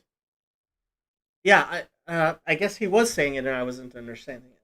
Has on their state of awareness. Like it takes them into a different state, very much like the way ritual often involves arcane or archaic language or even foreign language in order to try and shut off the propositional to give more access to other things. But I see some dangers, especially as churches fragment and as there are many different choices on sort of the religious menu, is that people will start self-selecting. Denominations will start specializing, right? Because I think ideally a good church or a good religion of any. Okay, so I am going to say that that grasp versus impact. I think the embodied nature of those 2 words actually helps me certainly understand this distinction a lot better, and I think it is a distinction that's important in various ways of worship within, and I mean I would say Judaism has the grasp is Talmud Torah, um and the impact is tefillah. Um and I think when Sam talks about various denominations specializing, I think it's wrong for any denomination to specialize. I think it's wrong for any human to specialize. And again, I'm not sure that religion should be propositional at all. maybe it needs to be propositional in certain limited places, but I think it's a category error to try to get your propositions from religion, from revelation. Sort would be able to fire on all cylinders such Yes. that people of every sort of possible, I don't know, personality type of feeling connected via the different P's could get a little bit of what they want and feel connected through it, and that there are sort of all of them are on offer on the menu. But as churches begin to fragment, they might specialize in a couple Yep. of them, Yep. and then people self-sort, or and then if you grow up in one that like doesn't feel like a good match for you, then you feel either kind of like this faith thing isn't for me, or then you deconvert and change, and it's sort of like the hyper personalization that's happening in so many other aspects of our lives at the moment seems to be happening in that sort of. Well, he may just be describing a Protestant problem here, because Roman Catholicism, there's a billion Catholics, and Catholicism has, confession is a very different thing from attending mass, from catechesis, from, um, you know, social justice, from uh, praying the rosary yourself and individual prayers.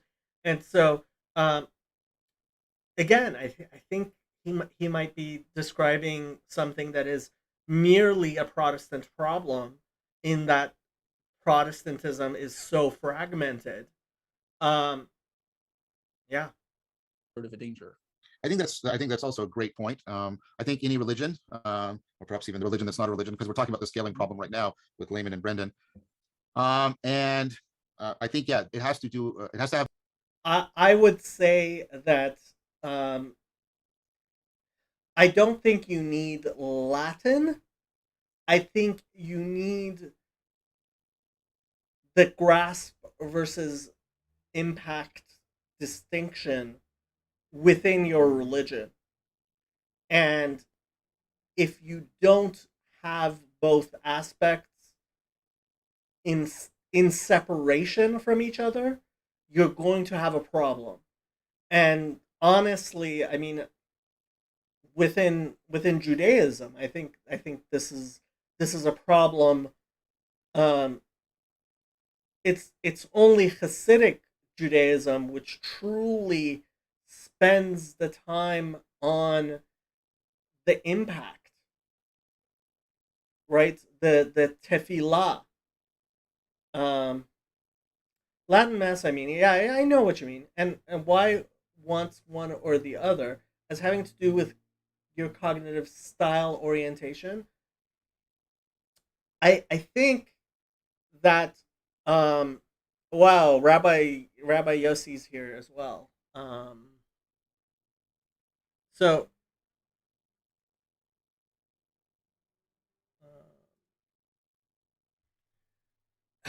so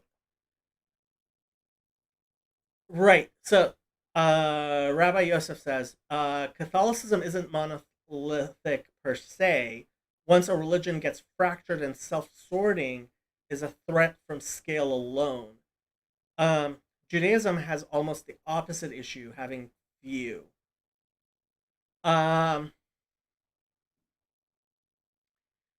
I think the people who are looking for the Latin Mass dislike the Protestantization of, having fewer people. I would say almost too few people. Um, and this gets into the whole thing of which Rabbi Yossi and I have been talking about, as far as, um, having including Noachides, which we have not been in our communities. Um, I think what Bishop Barron said about beauty is important here.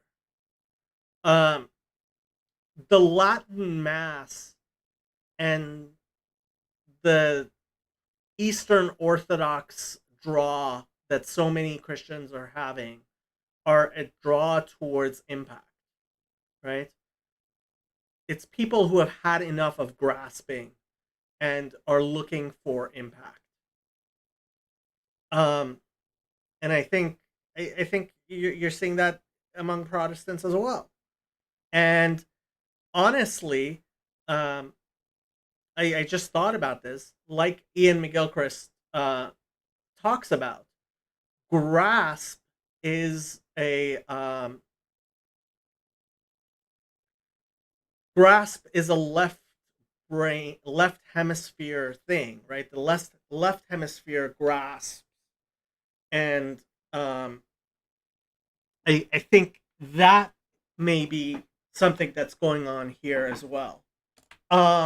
So the Shekhinah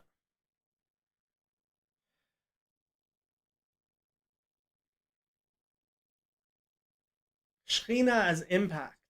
Um, yeah, yeah. I don't know what to say about that. Where were we? Of an ecology of practices that develops both individually and especially in a coordinated fashion all of the kinds of knowing. I think that I mean, there's been a long-standing understanding of a deep connection by what used to be meant by faith and understanding. You can see this a lot in the ancient writers, and they talk much less about knowledge. They talk much more about about faith and understanding, or belief in Augustine's sense. And wisdom too. Yeah, because there's deep connections between understanding and wisdom. And I won't get into the long argument here, but part of what I do argue elsewhere, and something I'm still developing, is understanding is different from knowledge. Understanding differs in that it's basically grasping the significance of what you know in an important way. And for example, in propositions, you grasp the significance by grasping some of the relevant See, he keeps on saying grasp, right? implications of your proposition.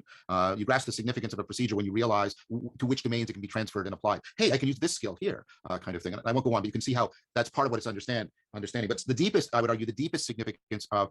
See, I don't think understanding and grasp, to me, dot, right, is that knowledge is more impact than grasp, right? And in Hebrew, I'm thinking of hasaga versus dot, right? So grasp is hasaga, and and impact is Kabbalah. Any of the kinds of knowledge is the relationship to the proper alignment of them, and that's the deepest kind of understanding. So when all of the kinds are mutually affording each other and they're in sort of right relationship, proper alignment with each other, I think that's the kind of profound understanding you get. So this is a deep understanding that you get with a person that you have a long-standing love relationship with. Your identity gets bound to them. You get shared, and you inherit and transmit to each other states of mind, states of consciousness that you wouldn't otherwise do. You pick up all kinds of skills, and of course, you develop beliefs about the person. But it's also that they pick up, right? Now he's moved from grasp to pick up, right? Single Cell says one of Hegel's most profound insights was that self-knowledge cannot be achieved through mere introspection, only in one's relation to others. I literally do not exist unless in relation to others, only as being in the world, not as being alone. So knowledge of anything, as knowledge of anything depends on knowledge of self, is fundamentally and unavoidably participatory. Um, I have to add, as much as I don't want to, Martin Buber, I and thou, as opposed to I and it, right? Um, and frankly, I think the problem there is the I, right? Whereas Hasidic philosophy teaches bittul, right? Um, and it becomes simply Baruch Atah, right? You are blessed, right? Um, and that bittul, that self nullification, is something that's missing in the atheistic, in the right, where agency resides only within us and not within God. Bad Oedipus says, I think he's saying something strange about distributed cognition at this point. Is he? They form this dynamic whole in which all of those reinforce each other. And this is part of, again, this is where I think understanding and trust, right? I think part of what people, I'm cautious about this, but part of what people mean by trust as distinct from knowing is you've got all the knowings, but right, there's something beyond it because of the way they fit together, you've got a tremendous sense of the significance. So I have to say, I mean, distributed cognition is a really important topic. I would want to delve into it a lot more, and the relationship with trust. Actually, that's one of the things I've been trying to focus on my Discord server regarding distributed cognition and trust. That's actually the project that I'm working with Gavin on. Um, and yes, our relationship with other human beings requires a trusting relationship, so that Boober was a heretic. That's why.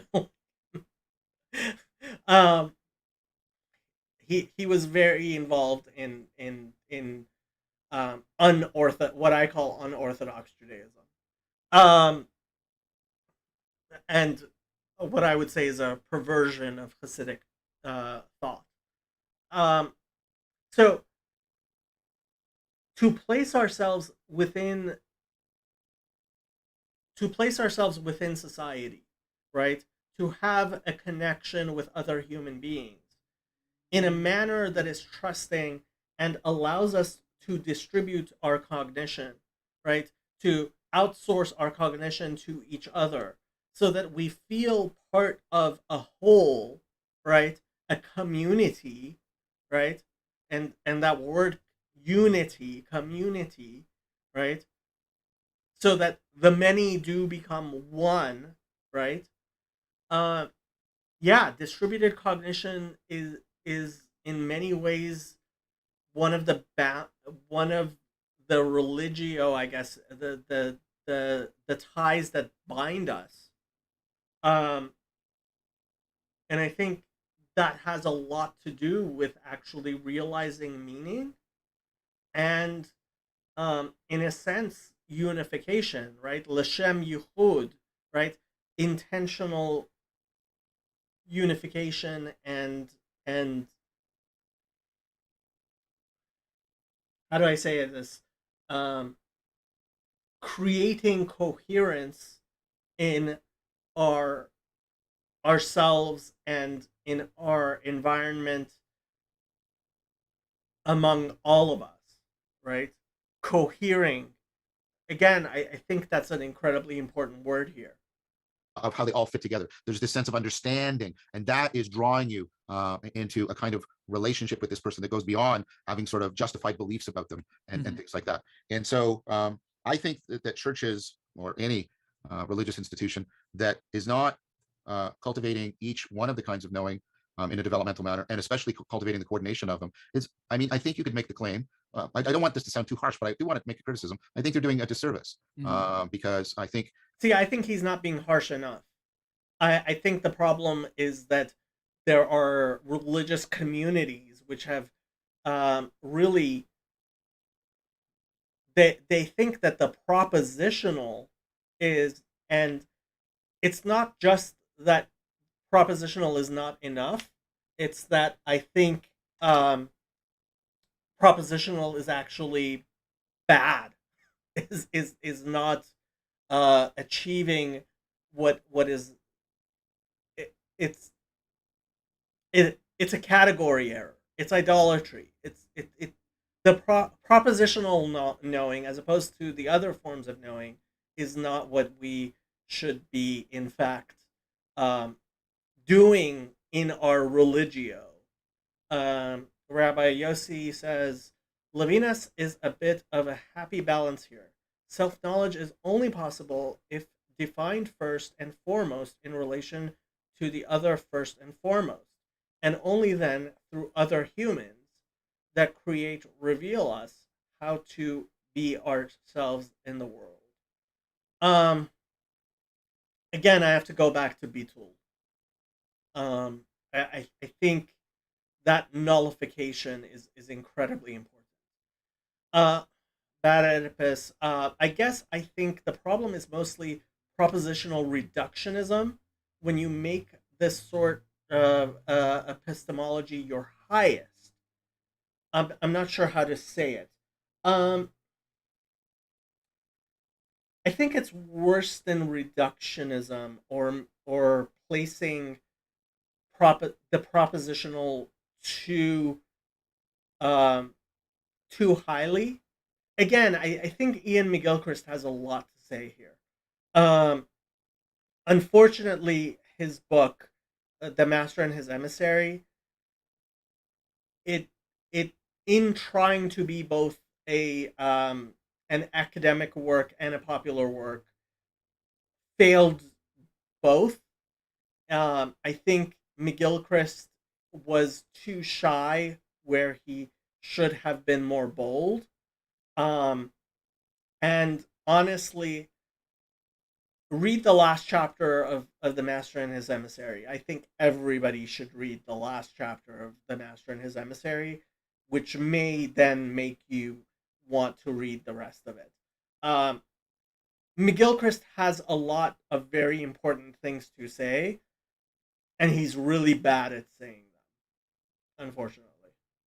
To the degree to which you leave the other P's unattended, you reduce the capacities for deep trust and understanding. And now my final point on this, and I'll let you speak. You also leave those other P's basically in ignorance, and they therefore become venues through which self-deception can operate in a very powerful fashion. So one of the things I've noted is that people, I grew up in a fundamentalist community, and although they talked about being born again, it just meant radically asserting these propositions. Sure. And then I realized, I couldn't articulate it then, and this has got some retrospective bias, but these people, and I loved many of them, right? They suffered from anxiety in that these other P's were largely operating, as I said, autonomously, and they were ignorant of them in ways in which were wrecking their lives. Honestly, I have to say that, and I go back to this a lot, and I think it's really important. The culture of fear in Protestant churches is shocking to me. Is cruel. The idea that if I propositionally believe something, I should be thrown out of my church and my community and my family, right? It's so incredibly destabilizing for any concept of a distributed cognitive network, right? If if my pastor finds out that I don't believe in the Trinity, I will be cast out into perdition, right? I I will be expunged. And so this anxiety that he's talking about, it's not even about the propositions.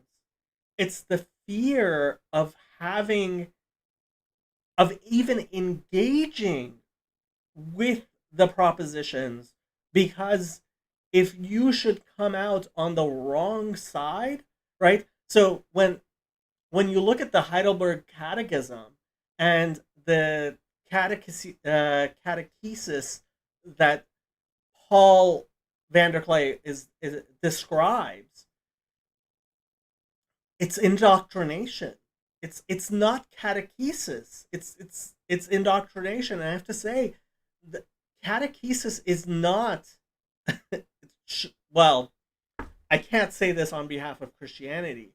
I can say that the process of catechesis within Judaism is most definitely not one of indoctrination. And indoctrination, at best, it destroys the person.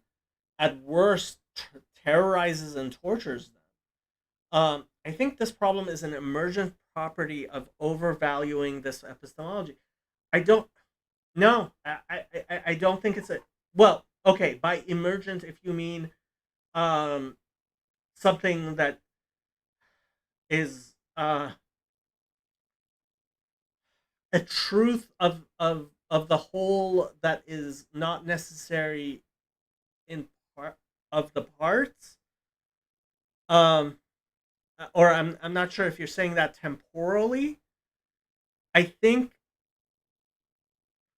I don't know if Catholicism before the Reformation had the propositional tyranny that Protestantism has today. But it seems to me that the Protestant tyranny, the propositional tyranny of Protestantism today, certainly goes back centuries. Um, and again, I have to talk about Calvin murdering Severus. Uh, Calvin, very much so, in my mind, is a murderer. And the things he murdered are embodied by Severus. Um, I mean, there's no softer way of saying it. It was just wrecking their lives. And it was like, so that's a lesson I've sort of carried with me about the lack of comprehensiveness of addressing the person. I think is that's worthy of moral critique, is what I'm saying here. Yeah, I think it is. And so we mentioned Paul Anleitner, and there's another guy named John in the sort of Discord community who, and another guy named Nick. A lot of us who like grew up in a charismatic background, that really is perspectival, right? Like Yeah. experience, you know, like, and coming back and again and again and again for the experience, sometimes at the neglect of some of the other P's. It sounds like your religious background was more proposition, and there's a lot of Protestant churches that are like that, sort of at the expense of the other P's. But when people, especially intellectually curious people, grow up in a church that is very perspectival without a lot of given to the propositional thing, then it causes this sort of weird, I don't know. I almost feel bad. Um, I'm beating up on Protestantism a lot. Um, and again, it would be really nice to have this discussion with Pastor Tanner or PVK or Sam here, to kind of defend Protestantism. Um, and you know, in the Four Horsemen discussion, there was no Protestant there. We're doing a lot of Protestant bashing, um, which I think is unfair. But at the same time, I have trouble myself, um, really defending Protestantism. The Reformation, I mean, obviously God thought it was necessary, and obviously it had its contributions. You know, the United States as a Protestant nation has been incredibly, uh, although I again I have to say I think of the United States more as of the United States as an Anabaptist, um, incarnation of Protestantism as opposed to a Reformed one. Um, and I think Anabaptism is qualitatively different and, um, superior to Calvinism. Disconnect, or this lack of satisfyingness, and the danger of overemphasizing perspectival at the expense of. Dodd says, I get what you're saying about Protestantism. I've never thought about what you are saying. Overly propositional. I don't think it's overly unfair. I don't think it's. I don't think it's a matter of overly propositional. I think it's the indoctrination, and I think if even if it was a question of propositional engagement, right? If you as a human being were allowed to engage, and I think maybe this is where Anabaptism really comes into its light, right? You're part of the community even if you do not get baptized, right?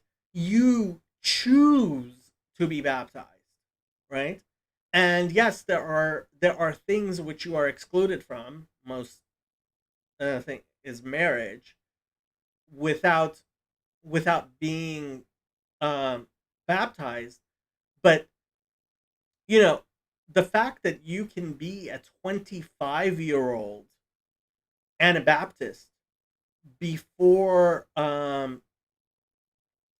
before being baptized, I think that's really, important.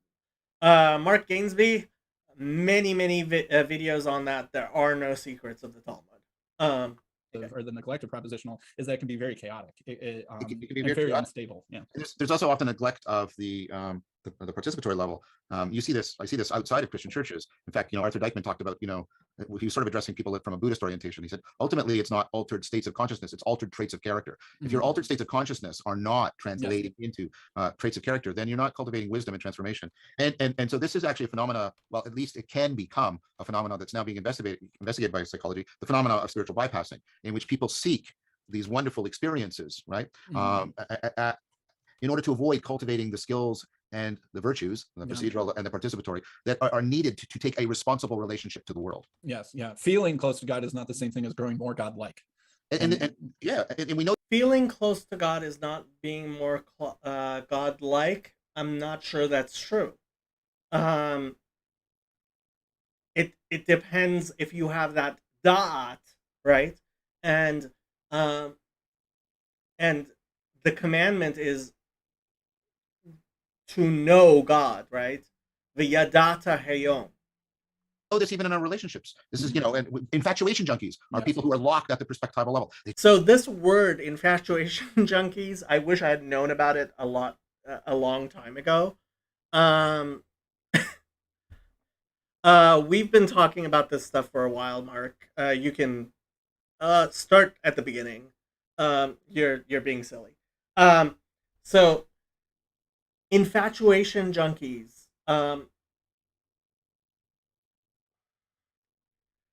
They are people who are in love with being in love. I'm not sure that's why it's so. I'm not sure that's it's why it's. They want to be constantly falling in, and they confuse that falling in love with actually being in love. And so he's saying that it's a propositional thing, and I don't think it is. I actually think infatuation junkies, whatever it is, it isn't propositional. So I don't know if I'm misunderstanding him. love is an existential mode. It's not just a state of mind, right? Yeah. Just in the same way that feeling really romantically head over heels for someone is not the same as learning to be a good spouse and life partner for them, and all of the discipline and self-sacrifice and patience that takes. Yeah, those are not the same thing. I would not want to ground my responsibilities, and that word should not just be heard in a Protestant way. I mean it as also responsiveness, both virtue and virtuosity, right? But I would not want to ground. I feel like, well, in my experience, it's like I chase after God. I'm in some sense asking a question, and then the mystical experience is like a profound kind of answer that helps move forward on this. I think the grasp impact distinction is really important here. You can't grasp after God. You can and you should grasp after God, but you also have to be impacted by God. Vervaeke sees the solution to nihilism much like Buber, I think, as requiring us to fall in love with being. The alternative is popular nowadays, falling in love with disembodied abstraction. I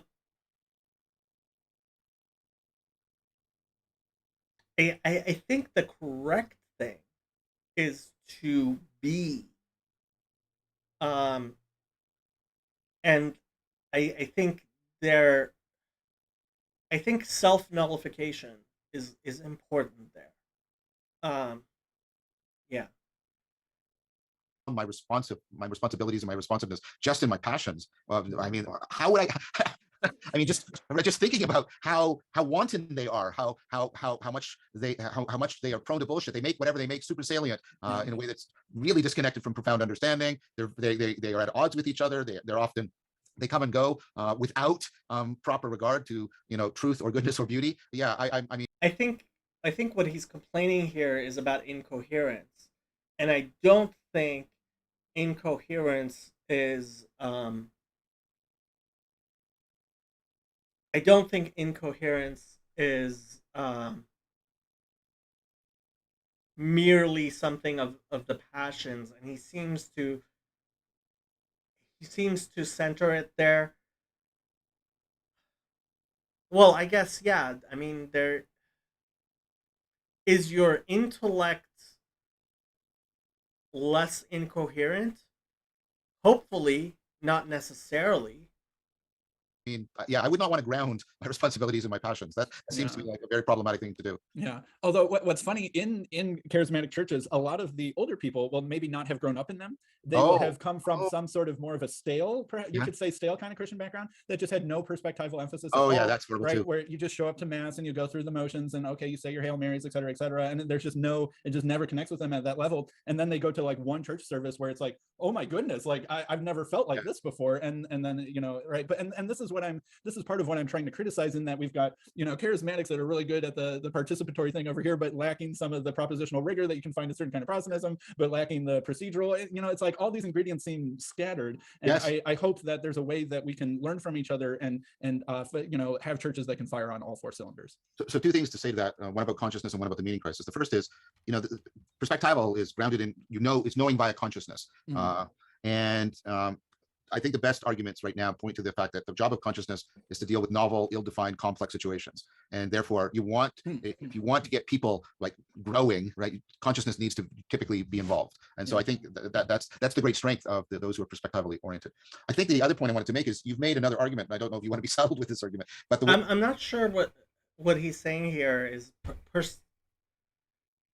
he seems to be equating consciousness with the perspectival. Is he? way the Protestant churches led to the fragmentation and how that's continued has contributed to the meaning crisis in this more specific way by fragmenting the relationship between the four kinds of P's. Yeah. And I would put it to you that is also a driving factor of the meaning crisis. So you now have two, I think, really insightful theses. One is there might be personality orientations attached to the four kinds of knowing, and then the fragmentation of the Protestant churches has contributed to the uncoupling of the four kinds of knowing to a certain and self-segregation. And self-segregation and yeah. Yeah, that whole thing. Yeah. Well, thank you for listening to that and interacting with that, but also for giving me sort of the language and the tools to think about that and notice these sorts of things that it's excellent. I'm not sure Protestantism. I'm not sure Anabaptism suffers from the same problems as we're ascribing to Protestantism, and I'm not sure you can attribute it to Anglicans and either. So maybe this is a mainline / reformed problem. Been able to articulate before. So now that was, I felt like I was like that'll be a good warm up to help get us talking and get us comfortable. But one of the and that was the warm up. We've been at this for 2 hours now. Topics that I really sort of wanted to go back to, and this relates to our last conversation about sort of purpose and evolution and that sort of thing, is one of the big topics that you and Paul Vanderklay and J.P. Marceau were sort of wrestling with is what is purpose and how high up, I guess, does it go? And there was sort of, I guess, maybe one of the tensions between you guys is that you were sort of kind of resisting or pushing back against the idea of there being too much, I don't know, maybe meta purpose or purpose to the whole show, as opposed to there being purpose being sort of a more, I don't know, localized or, I don't know, fleeting or something like that sort of experience. And that was something that I wanted to dig into a little bit more with you, if you don't mind. Sure. So I part of it was about, I enjoyed that. I thought it was valuable because we were basically touching on an old topic, the problem of evil, as it's been called, but in a very different way, because we came through, right, JP and Paul proposed, I just want to emphasize, and I think you'll support me on this, there was just tremendous fellowship throughout all those discussions. Yes, yeah. Unfortunately, I have a very hard time listening to JP. His French accent makes it really difficult for me to understand him, and so I haven't been really listening. That was very important. So I proposed that Jesus was enlightened, and this could explain a lot of his uniqueness, his specialness, if you want to put it this way, his ability to transform other lives, and he would therefore be in a category with people like the Buddha and like that, and he would be a fount of wisdom. And the part of the proposal is that doesn't require supernaturalistic metaphysics ultimately in order to explain it. And and JP and Paul were very appreciative of that. They didn't. It was. I liked their replying that they weren't denying that Jesus could properly be understood as enlightened, but they said that they thought there was something more, and the something more was the redemption of human history and the redemption of the physical cosmos, and that's what was carried in the incarnation. And then I responded to that by saying, but then what I should be able to see is good evidence for the redemption of history and the redemption of the physical universe. I'm just giving a little bit of context, and this, and this centered down on, well, how would you look? Redemption is definitely a purposeful notion. You should see some sort of developmental line and progression that would be evidence of this unfolding. And so that's how it got to the discussion of whether or not there is purpose. And then I'll give me a couple more minutes, Sam. I'll say what my initial rejection was, or sorry, my original proposal, because it was more of a question, I think, in fairness to me. And then something important that I've taken up that was said by both Paul and JP in various ways. So the first thing I said was, you look out over history, and this is, you can see how both of these touch on the problem of you look over history, and you like the previous century, the 20th century is just a century of bloodshed and mayhem, and it's like this, and nothing wonderful seems to have resulted from it. It's hard to see a redemptive arc in history when you look at Auschwitz, is how I put it. Right, and the 20th century. And I I have to disagree with this so much. Let me read you the comment that I actually put on this thing. And this was 10 days ago. Yes, please, do tell me about the cognizable redemptive action of Jesus. I am quite curious. So when we talk about the redemptive arc of history, and the problem within Judaism has actually been the over messianism of the Zionists and even some of the anti-Zionists in reading too much meaning into Auschwitz. And the people who want to say, I think wrongly, that the creation of the state of Israel and this redemptive arc was somehow a result of the Holocaust and creating too much meaning. I think too much of Judaism has been focused on the Holocaust. And I realize that's tiny bit controversial for a Sephardic Jew to say, but I think at the same time, I have a little bit more of a necessary objectivity here.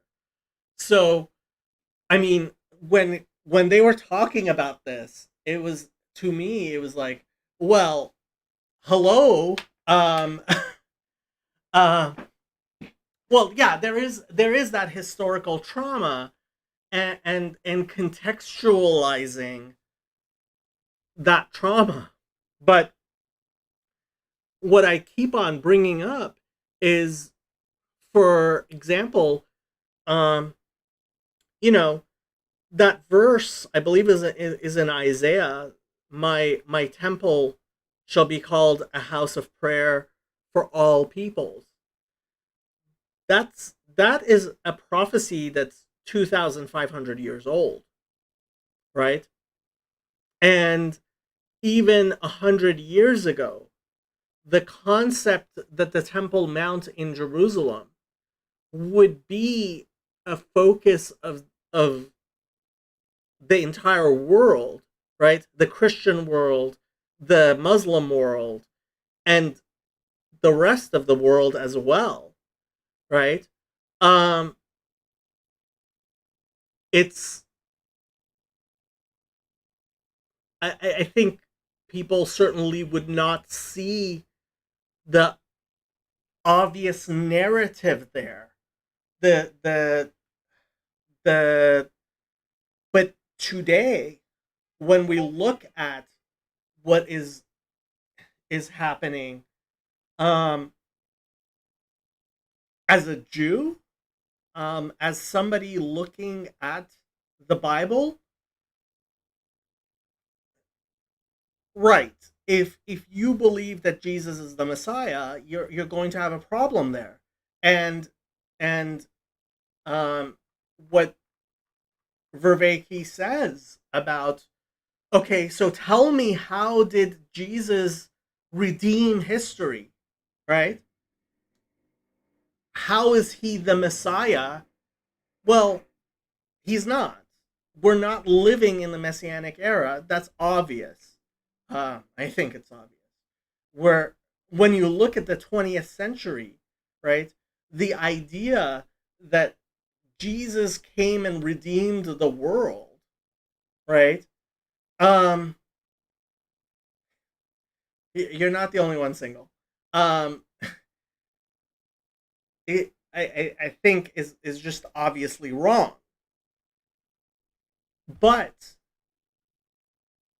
the narrative of the Hebrew Bible is clear. Right? I think it's pretty clear.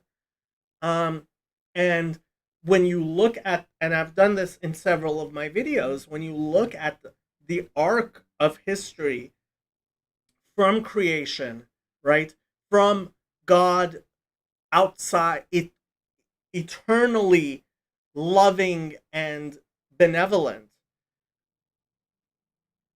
to the Torah, to creation, to this the arc of human history, I don't have a problem seeing it, right? Um, and yeah, he's right. In what cognizable sense, and that's where Christianity completely failed, right? To say to the Jews, okay, he is your Messiah. Well, how is he the Messiah, right? Well, he redeemed us. How did he redeem you? He redeemed us from sin. How are Christians really that pure and redeemed and unsinful and that holy? And I realize there are the holiness churches with which try to say that, but frankly, I think that's just a form of prosperity gospel. Um, so I mean, I was just listening to this, and like my comment said, right? I'm like, yes, please do tell me about the cognizable redemptive action of Jesus. I'm quite curious. And then Sam said, "Welcome to the party." Like, if you don't believe Jesus has a cognizable redemptive effect on the world, aren't you just adopting the Jewish position? Uh, so that's part of the reason why I felt I needed to make a commentary here, because I mean they're trying to understand something, and what they're trying to understand is why Judaism has been right for since its inception, and coming from a Christian frame, I think that's why they're having difficulty here. Um, I don't have the difficulty as a Jew. Seems uniquely weird in its bloodshed, and that it wasn't just territorial disputes like humans have No, been having since eons past, but grander sort of visions of human history clash with each other, yeah, and some genocidal. genocidal Yeah. and like clash of completely different worlds. I almost feel like singing from the Passover Haggadah. Bechol dor vador amdu aleinu lachalotenu v'akadosh baruch hu yitzilenu miyadam. And if you don't know those words, in every generation they have tried to destroy us, and God has saved us from their hands. Worldviews like Yep. Nazism wasn't just another group that wanted more of their No, neighbor's no. land. It was something bigger than that. Communism was something that had a much grander vision for itself, and capitalism in America and how that all fit into it. Yeah, it was of a different sort, really, in many ways than the centuries that had come before. Right. And the fact, Was it of a different sort? Not if you believe that the Hebrew Bible is the narrative through which the world was created, and through which the world is described. fact also that there doesn't seem to be, at least initially, I'm totally open to discussion. That's what we're doing right here. Yeah. But there doesn't seem to initially be some sort of redemptive narrative you can tell about it. Say, yes, but all of this resulted in this wonderful, huge, right, improvement or something Yeah, like. the American hegemony. Well, maybe an American can be. It was industrial scale, but I think part of that is just the fact that, like Maimonides says, um, the world is becoming more and more completely enmeshed, right? So Judaism starts with this individual Abraham, right, who's just this one person, and becomes a family, and becomes a small nation, and um, with the branches branching into Christianity and Islam, grasps the world, and you're seeing the flowering of Judaism throughout humanity, throughout the planet, and I think eventually, I mean, I have no idea what's going to be beyond that, but you know, this this is the kingdom of God, the God of Israel, who um, Abraham understood and saw. Uh, Beth, I have no idea who Beth is. Hello, Beth. Um, Isaiah 56:7. I will bring them to my holy mount, and I will cause them to rejoice in my house of prayer. Their burnt offerings and their sacrifices shall be accepted upon my altar. For my house shall be called a house of prayer for all peoples. Yes. Um, yes. How could I agree anymore? Bad Oedipus, if I mean, if you're evil and you don't have much power, you could basically be a mosquito, get a lot of power, say industrial scale power. For the first moment of this, we think of it different. Not sure what you're saying, Oedipus. Um, Be a little bit more proud of the 20th century. But yeah, no, anyway, I want to let you kind of sort of lay some groundwork before we get into the details of that. So thank you though for that interjection, and at least recognizing the position with respect. I think it has to be taken seriously. And then the other point is, when I look at the physical universe, it seems like 99.9% hostile to life, and even if you put all the planets together, they're a minuscule amount, and et cetera, et cetera. And then it seems plausible that there's been billions of years when there's no life. So I have to kind of preface this with the concept of the veil, which I talked about in the previous thing, right? So the word olam, right, has which means world, and can mean eternal, um, has a root of ayin lamed mem, which is the same root as helem, which is to hide, right? And there is the verse, I shall surely hide my face about the evil. Haster estera panai al hara'ah, right?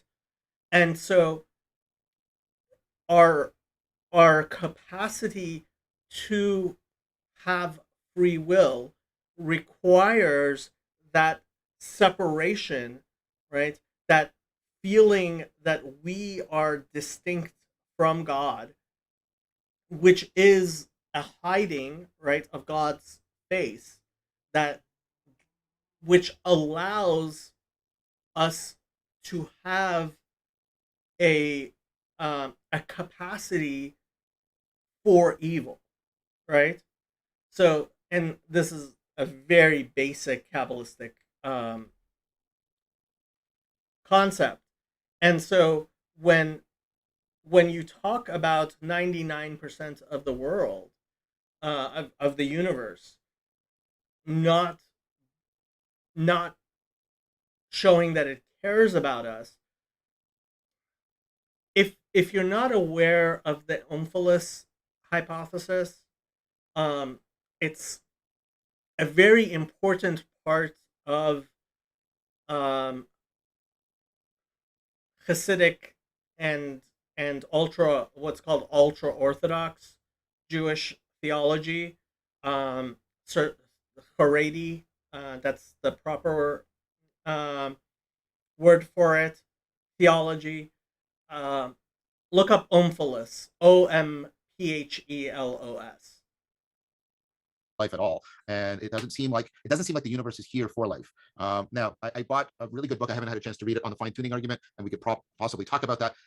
But it is reasonable to say that argument is very controversial right now. Yeah, I don't. For the record, I don't even quite like it. Yeah, well, I've got what's. I think a much better. So, Uncommon Sense had a interview with 3 scholars regarding intelligent design. I think that is, they made serious. Uh, they spoke seriously about things which need to be considered. I think, again, the discussion in Chicago between um, Dawkins and Brett Weinstein, really important stuff. And both Brett and Eric Weinstein have been talking about the problems we have had for Dawkins type hatred, really, of religion. Um, so yeah.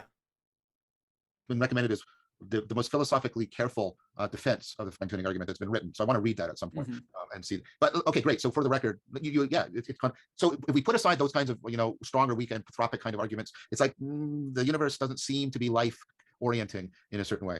Now, one other thing, and for me, that just cancels out the idea of a redemption of his. The universe seems neither fallen to me nor in redemption. It seems outside of that categorization. It doesn't seem. See, I definitely see an arc of history, and I think that arc of history is available to us in the Hebrew Bible. To have it doesn't seem to belong. The Christian mythological arc doesn't seem well fitted to what we've learned as the bigness of the Christian arc, the Jewish arc. It's all there. Universe have grown, and the place of evolution, and the largeness of the universe, the length of time, all of those sorts of things have put extreme stress on sort of the Christian mythological meta story arc or something like that. You said it better than I did, Sam. So thank you. That was well said. And then the two of those, right? They reinforce each other in complex ways.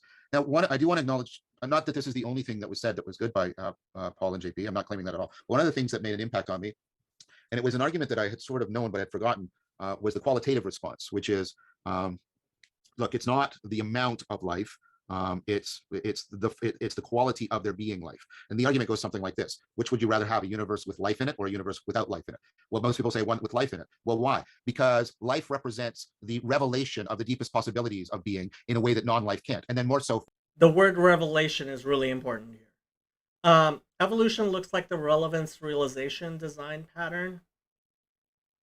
I think evolution is fractally just, and they're going to get into this when we start talking about entropy. When I was in high school, one of the ways I was able to intuit where the weaknesses of what my teachers were trying to teach me was when they would say things which were obviously faulty with great emphasis, and I couldn't understand why they were so adamant about them. And this happened to me in my physics class several times, because obviously my physics teacher was an atheist. Both of them were. And one of the things they were very, very adamant about is the second law of thermodynamics, which Vervaeke is going to talk about, is not being violated. It isn't. You're starting with a disorganized world, and it's becoming more organized. And the arguments about how life does not violate the second law of thermodynamics, honestly, are in my I don't understand them. They seem to be magic words people feel compelled to pay lip service to. The fact that life keeps on going, and not only keeps on going, but becomes like it's growing, right? There's no such thing as a perpetual motion machine because of the second law of thermodynamics. What's more perpetually motive than the arc of, so let's take the scientific idea, right?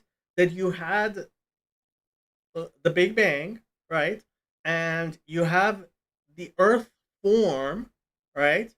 And the solar system form, and life formed on Earth from single cells to become what has what the Earth is like today, right? And you're going to tell me that this is decay, that the Earth has been decaying for billions of years? Please, this is not decay. This is progress, right? Look, if you were looking at the Earth under a microscope, time lapse over the supposed billions of years, right? You're going from the Earth being completely uninhabited to maybe, a few cells which congeal to animals and then humans and then cities. This is decay. This is not entropy. It's a ridiculous thing to say, yet people um look at me strange when I say that. um I'm sorry, it's not a credible explanation. Yes, I know exactly what the explanation is, that living things create more entropy outside themselves by creating so net there is decay. That doesn't do it. Um that doesn't do it at all. You're talking about a perpetual motion machine. for intelligent life, and then more so for rational life. So it's an Aristotelian argument about like that, although we may not represent a particular, large. And really, this is the autopoiesis that they start talking about, like, right, in life. And I have, if you guys think that the the arguments regarding the second law of thermodynamics are convincing, um, I would even appreciate people telling me that it sounds convincing, and maybe I'm wrong. But most of the people I know don't even know about it, and the people who do know about it give me explanations which I find incredible and unconvincing. Large amount of some of being, we represent a particular quality of being, that if you'll allow me to use horizontal for quantity and vertical for quality, we represent. So he's going to do this a lot. He's using this horizontal for um, quantity, and he says um, vertical for quality, and he will use the horizontal and vertical axes. I'm not sure exactly how he's using it through the rest of this discussion, and I'm not sure it makes. I have not fully digested what he's trying to say, but he says horizontal is quantity and vertical is quality. That a height of being that discloses the depths of being, in ways that inanimate things can't do. And in fact, of course, So if we were talking horizontally, the whole universe would be full of lots of microbial things, and vertically, the fact that we have human life, even though it's limited, apparently intelligent life is limited to this tiny percentage. That's what he means qualitatively. It's so excellent, right? That possibly that gives the world a coherent narrative.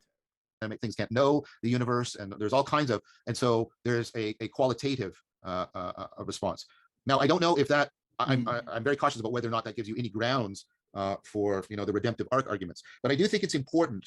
It's an important point, even independent of that debate, because I think one of the things that we need to do, I'll use some Frommy language, is to break out of the having mode of quantity and return to the being mode of quality in order to deal with some common arguments about why we are insignificant. And these arguments are within the having mode, and they're arguments about our quantitative status within time and space. But if you shift into the So he's trying to fight against this idea that we are insignificant, against nihilism, and yeah, I think the Hebrew Bible is the answer. the being mode, you can appreciate qualitative status arguments and say we may be insignificant causally, but I could pile sun on top of sun and it won't have any of the difference to the universe that a mind has, and that is an important. That, I think, is a very important point that I took out of that, like, as just independently valuable from the debate. So just not the debate, the discussion. So that's sort of how I saw it. Sure. So yeah, I wanted to sort of, I guess, part of me, I don't want to do this too much. It's just like feeling like, oh, I'll give the right answers that Paul and JP missed, because I've had 2 months to digest your discussion and listen to it 2 or 3 times. But I do feel like, I mean, part of this is that because I'm not a Trinitarian in the way that they are, and that I have a very different understanding of what incarnation is. Sure. Like I actually tend to not use that word because people would misunderstand me as thinking the mainstream thing. So I generally say I don't believe in the incarnation, although I would say, I think more properly, I have just a radically different understanding of what the incarnation was, because at the end of the day, I also think that Jesus is the word made flesh. I just, hash that out quite differently. And JP have kind of... I think being a Unitarian, Sam is more properly Neoplatonic in the manner that that Islam and Judaism is, which Christianity has kind of failed in being. I mean, the secular history is that Neoplatonism went from Plotinus to, I believe his name is Averroes, who was a Muslim theologian, went into Maimonides, who obviously is one of the great Jewish theologians, and then made its way into Aquinas and scholasticism. I actually think that this is I don't think that is the academic pedigree, and I certainly don't think it's the spiritual pedigree, because my understanding is that what we call Neoplatonism is a recognition of the grand design, that the maybe you could call it the grammar or the DNA of the Torah, which was revealed only to certain people. There was that esoteric tradition, which sometime after the Second Temple leaked into, or even before the Second Temple, leaked into Greek thought, into Plotinus, through the esoteric tradition, possibly coming through the Johannine community and the Johannine writings, possibly being transmitted into Islam through whether it was Jewish or Christian communities that surrounded Muhammad, and the esoteric tradition also shone through, although obviously there's some problems there with Maimonides, until it has become more apparent, revealed, and manifest throughout the world. And so, as a Unitarian Christian, I think Sam is a lot closer to the truth, which is the Torah and the Kabbalah as taught by, the Jewish tradition. Um, and so when he talks about the incarnation, I think because he is not tainted with the Trinity, he better understands what is otherwise referred to as Neoplatonism. And I was really glad Pastor Tanner said that he was on board, and he was reading what Rabbi Aryeh Kaplan had been saying.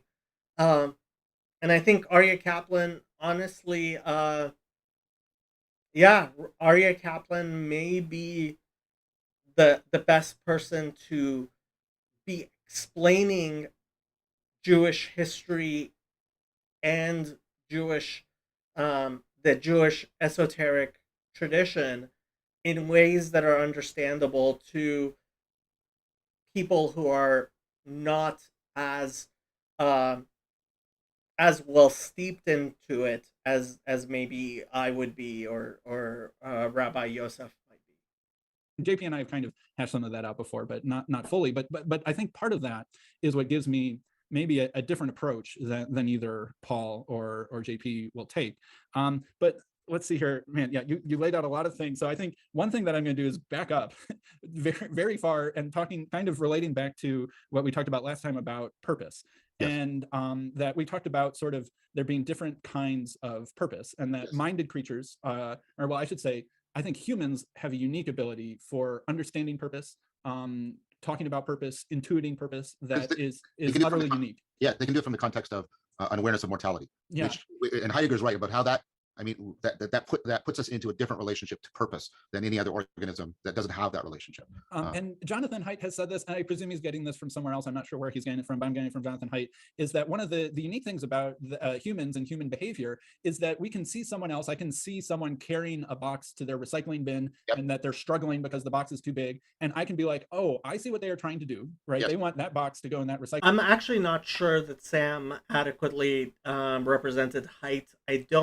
I think Haidt, similar to Professor Vervaeke, actually does qualify that it's a rare thing that humans do, and I don't think he says that it's only humans the way Sam represents him here.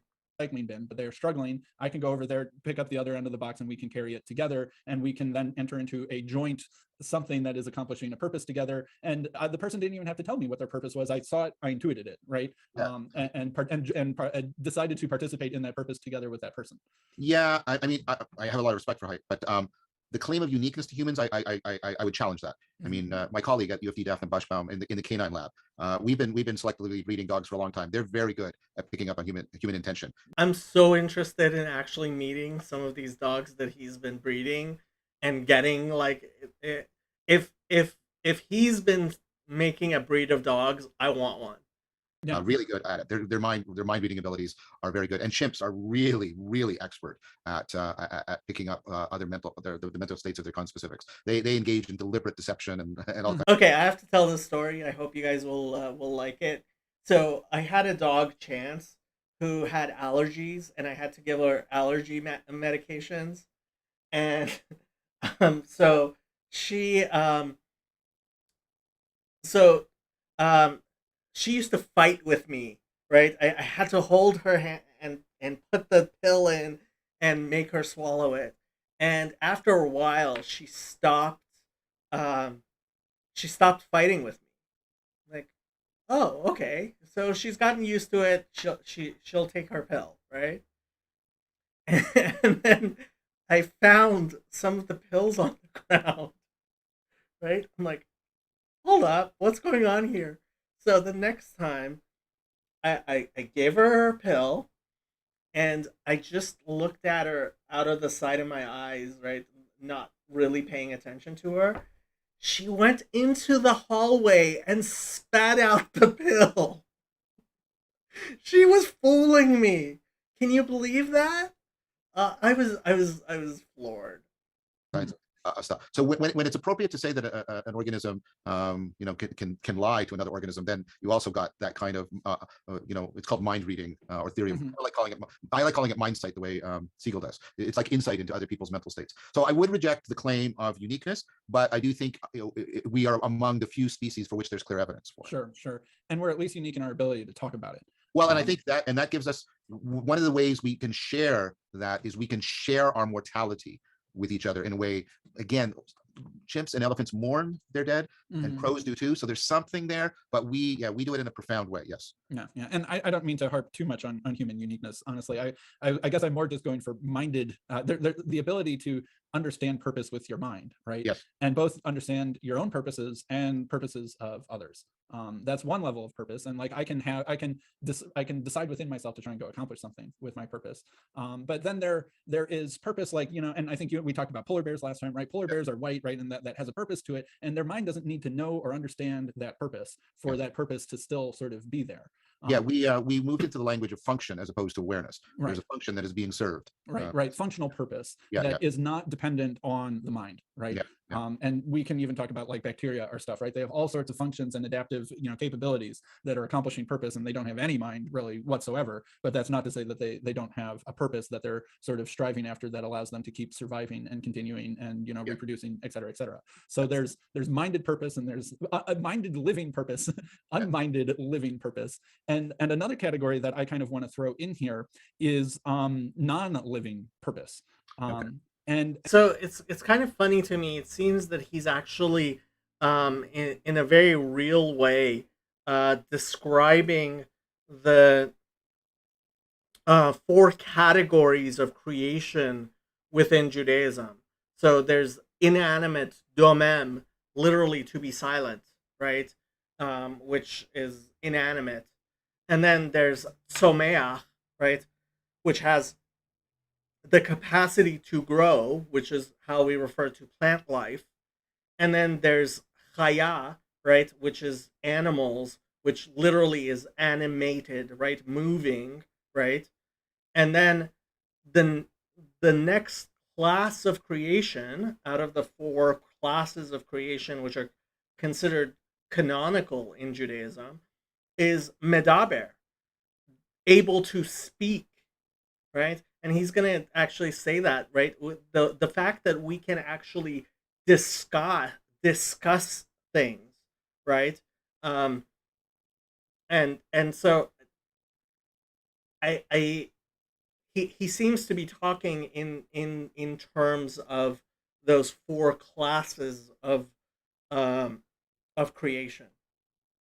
And that this is, I think that I'll relate that this is sort of getting at the question of, is there a larger purpose to the whole show in a certain sense? Take your time. Is that like Mount Everest, right, is a super big mountain, and if you were to think in your mind, okay, man, I want to make a really big mountain. How am I going to accomplish making a really big mountain? Well, it needs to be built out of really firm stuff, right? So that it doesn't erode too quickly. And, it should probably be at a fault line between two major continents so that it's getting pushed up.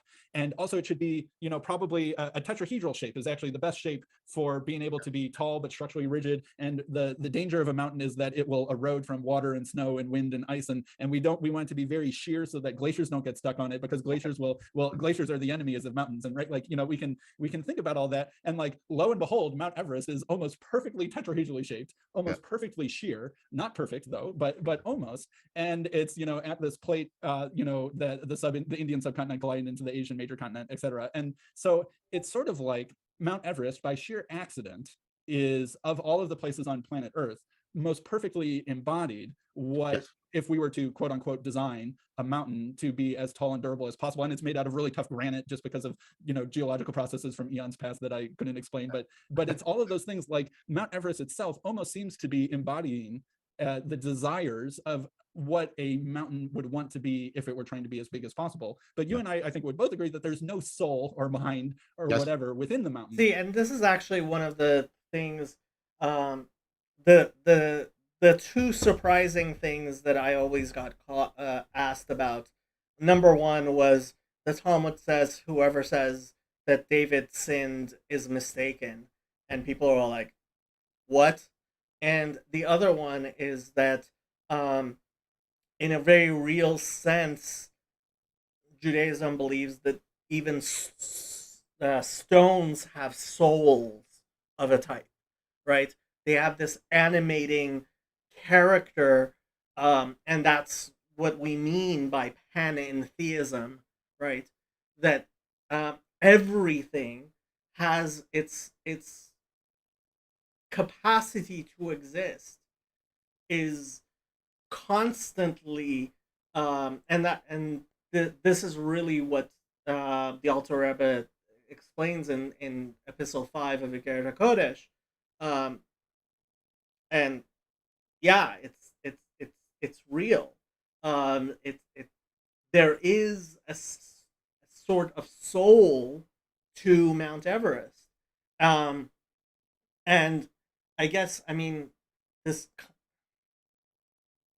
animists, right, um, certainly believed that there was you know, like a kami, I guess they called it in Japanese, but that even things which are not alive, and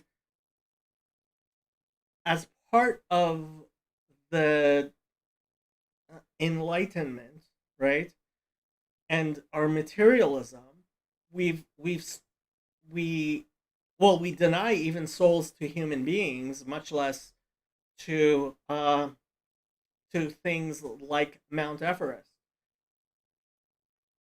Does Mount Everest have a soul? In a sense, a very real sense, I would say yes.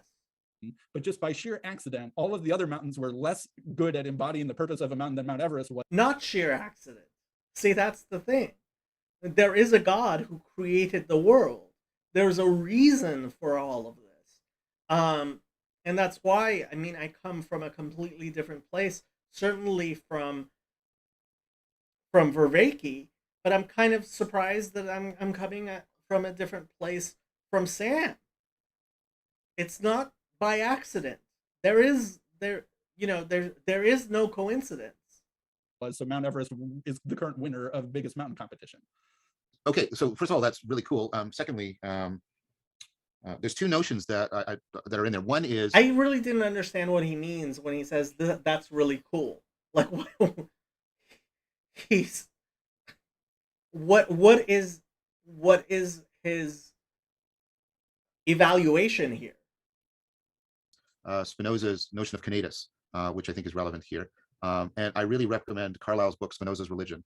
It just came out, and I think all religious people should read this book. There's a YouTube series by a Wheaton College professor on the history of philosophy, and he spends like 4 or 5. So a lot of people are focusing on Spinoza. I've noticed. A lot of people have told me to read Spinoza. Um, Other than the fact that he's considered a heretic within Judaism, I I have to wonder how much he's going to contribute. Dot. Right. Everything is a manifestation in time and space of the eternal outside of time and space. Logos. Everything has its apportionment of logos. I wouldn't say apportionment. Um, so this is this goes back to that Behi Baram, right? In God creating, right? That small hay that's in Genesis 2:4, right? Um, the levels of constriction in Seder Hishtalshalut, right, are infinite because God is infinite. And for the infinite to become enmeshed and manifested into the finite requires infinite levels of constriction. And so, word is a form of revelation and constriction. It's a garment, and just as my shirt, in one sense, reveals, and in another sense, hides, there are infinite combinations and worlds and garments and vessels in that seder hishtalshalut, in that chain of constriction. And in fact, there's also the revelation which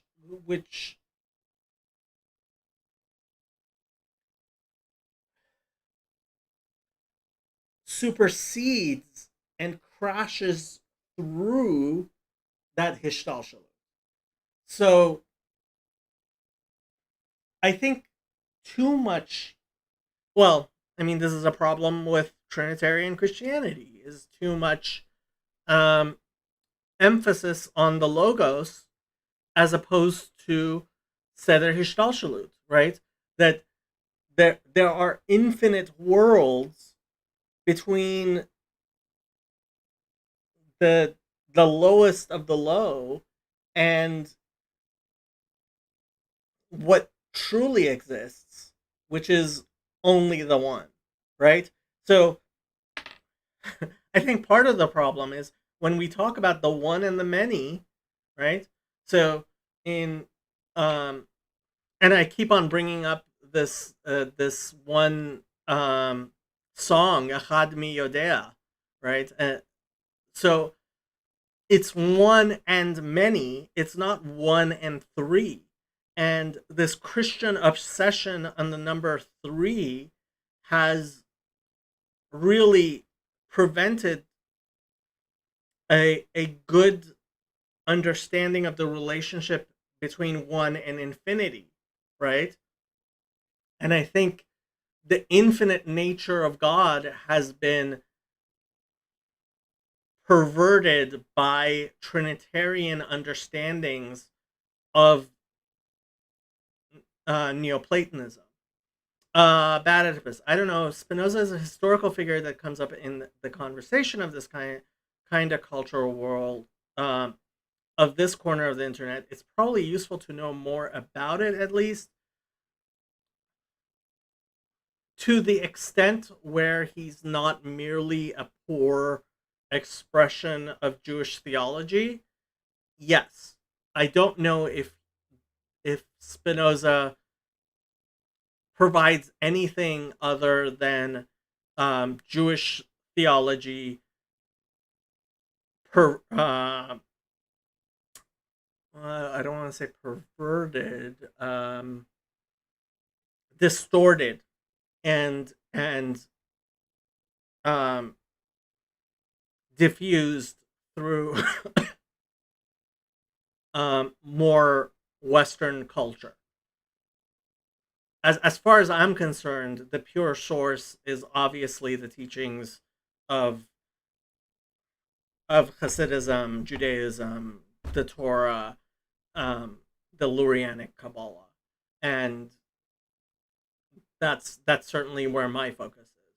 5 lectures on Spinoza, and I've been going through that lecture series. So I like last month or the month before, I listened to a whole bunch of lectures about Spinoza. So I've never read any of his works or read about him, but That would be enough then to read Carlyle's beautiful book, beautifully written. She wrote an excellent book on Kierkegaard too, because it's there's been some books on Spinoza's theology and metaphysics, but this is a book on this term is overused, sort of the spiritual aspects of Spinoza's the ethics and all of his writings. Participation in God is shown to be the central notion, and very much in the participatory sense we were talking about earlier. And so it's very profound. But Spinoza had this notion of kinetis, and the reason I want to mention it. So what does kinetis mean? Is that everything, every being is striving to preserve itself in its being, and this is a Neoplatonic idea that at the level of inanimate objects, they're not like living things, and that they're seeking out the conditions. So, I mean, how much is Spinoza merely giving an understanding of older Neoplatonic ideas, and why is Spinoza necessary?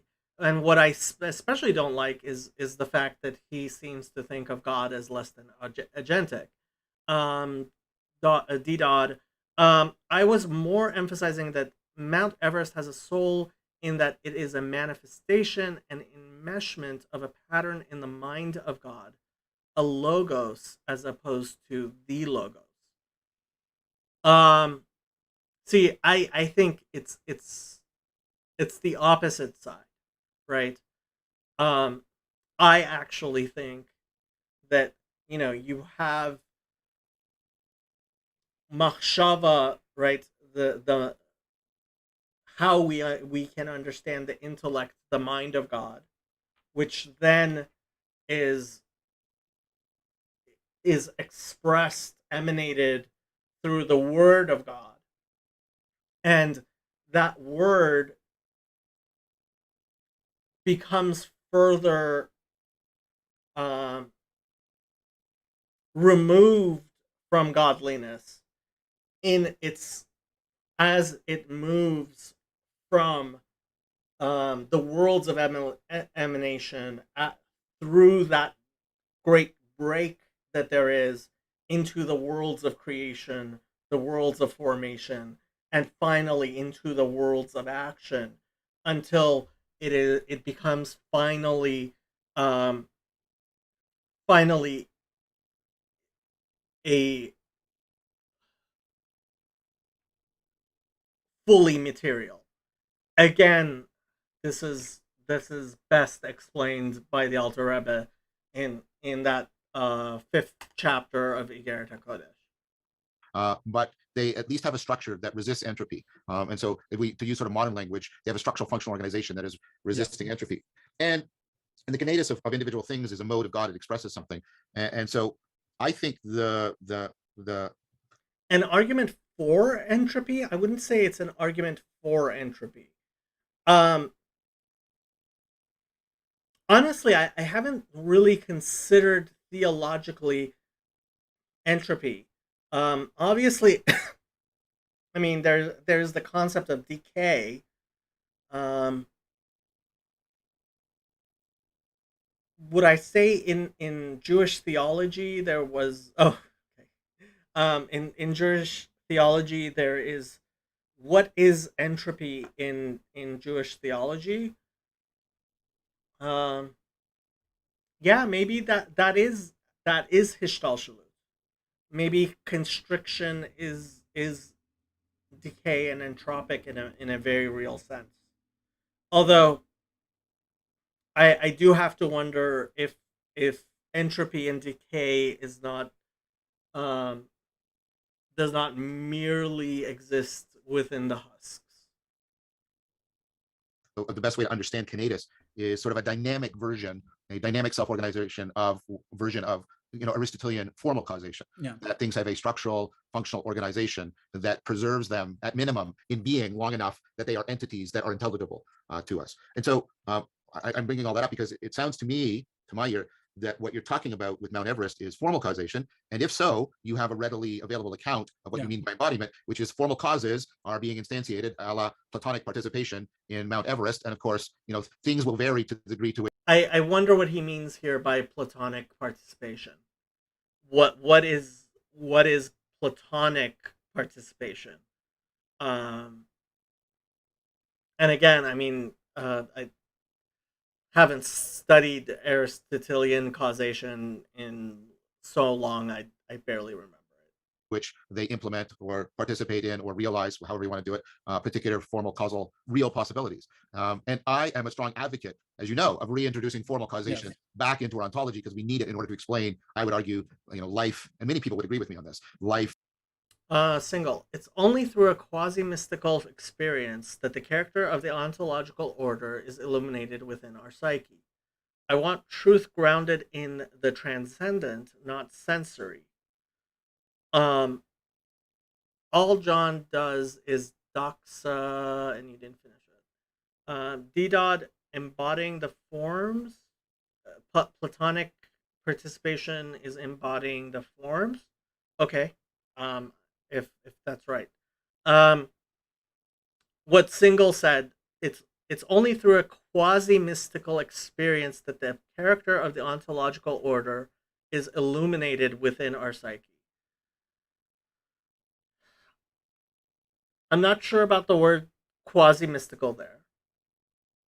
Um, I would say it is only through revelation that the character of the ontological order is illuminated within our psyche. Most specifically through what is called chokhmah, right? That flash of inspiration, koach ma, and that that kutso shel yud, right? That small letter, which is a flash of insight. Um, yeah, I would say it is only through revelation that the character of the ontological order is illuminated within our psyche. That's what I would say. Anything that's fundamentally self-organizing and self-directing, self-preserving. And so that to me is an instance of formal causation. And well, to give you some ammunition, although we're not really fighting, Aristotle did see there was a big connection between formal and final causation. Now, I don't know how well. So, Professor Vervaeke tries very much to have dialogos in a manner that is, he says, philosophia and not philonokia. At the same time, I think he, because of his experience within fundamentalist Christianity, realizes Sam is ultimately motivated by his evangelism, because he is an evangelical, he is a charismatic, and very much motivated by that. And there is there's a lot of suspicion there. I mean, he's really been traumatized in ways by his childhood that I don't think we've gotten an adequate explanation of, and I'm not sure he's willing to give. Like some of the things he said, Marc Lefebvre says he doesn't understand it, and I also don't necessarily understand it. And so, first of all, I think it's a little bit too much to this philonikia that he speaks about seems much more um, useful when we are talking about. Yeah, I wish he would share more. I wish he had better. I don't think he himself has coherence. Um, hey Noah. Well, it's been 3 hours. Um, so um, I think what he calls philonikia is much more. It is suited for Happy Hanukkah. Thank you. You too. Um, it is suited for exploration of the unknown. Um, Dialogue and debate is well suited for sharpening our understandings. And that may be adversarial. It may even be, it will create a divide, right? If I am speaking with Paul, right, and no matter how Calvinist he is, I'm talking PVK, right? And certainly, I think even more so with Pastor Tanner or, let's say, Esther O'Reilly, or I guess she's going by Bethel McGrew now. So I have my very strong beliefs in Judaism. They have their strong beliefs within Christianity. And I think this discussion by way of Philonikia is only worthwhile when we're exploring, not when we are truly trying to understand things, right? I don't know. As a kid, I made a lot of friends as a result of fights I got in with them. Honestly, when I was in college, the way I made friends with people was was arguments in high school as well. And our society has changed so dramatically that I can't even have arguments with my friends from high school anymore. And people have become it, it's really worrying. So, and I think Vervaeke to some extent has been captured by this as well. Um, the spirit of Socratic debate, engagement of debates, certainly Talmudic debate, right? This type of real engagement with thought and you know formal Western debate. Um, they're good and important things. So yeah, I think you see that a lot, especially here. Several times he says he doesn't mean to insult Sam, and it's like, well, what made you think that he would be or should be insulted? Um, but in fairness to me, there's a lot of people like Alicia Uraro and others who think we do not need to bring back final causation when we bring back formal causation. So I could say to you, yeah, you know what you're recognizing in Mount Everest? You're recognizing that above just efficient causation, that there's another important way in which things are, which is their formal causation, and that deserves important recognition. But to the degree to which that points towards any anything like final causation, Sure. I need an additional argument, I guess. All right. Okay. I think I'm ready to keep working on that. Good. So it's not that like Mount Everest really, in a certain sense, just got lucky, right? Mount Everest didn't ever do anything to become, in a way that a living creature will intentionally take on choices and behaviors and actions to. Mount Everest has no autopoiesis, right? Yes. And Mount Everest is. So now they use this word autopoiesis, and I have to say, first of all, do people who don't believe in free will believe that anything has autopoiesis? Like I was looking that word up, and there's a lot of people who are opposed to even the word autopoiesis, and it's actually spelled differently than I thought when they were saying autopoetic that we were talking about poetry, and it's actually poiesis. So which is as far as I know, not and it's a pretty recent term as well. And I mean, Vervaeke certainly seems to be, hey, Edwin, certainly seems to be opposed to the idea of final causation, and I think that might be Spinoza speaking through him. Bad Oedipus. I think Nietzsche would believe in it.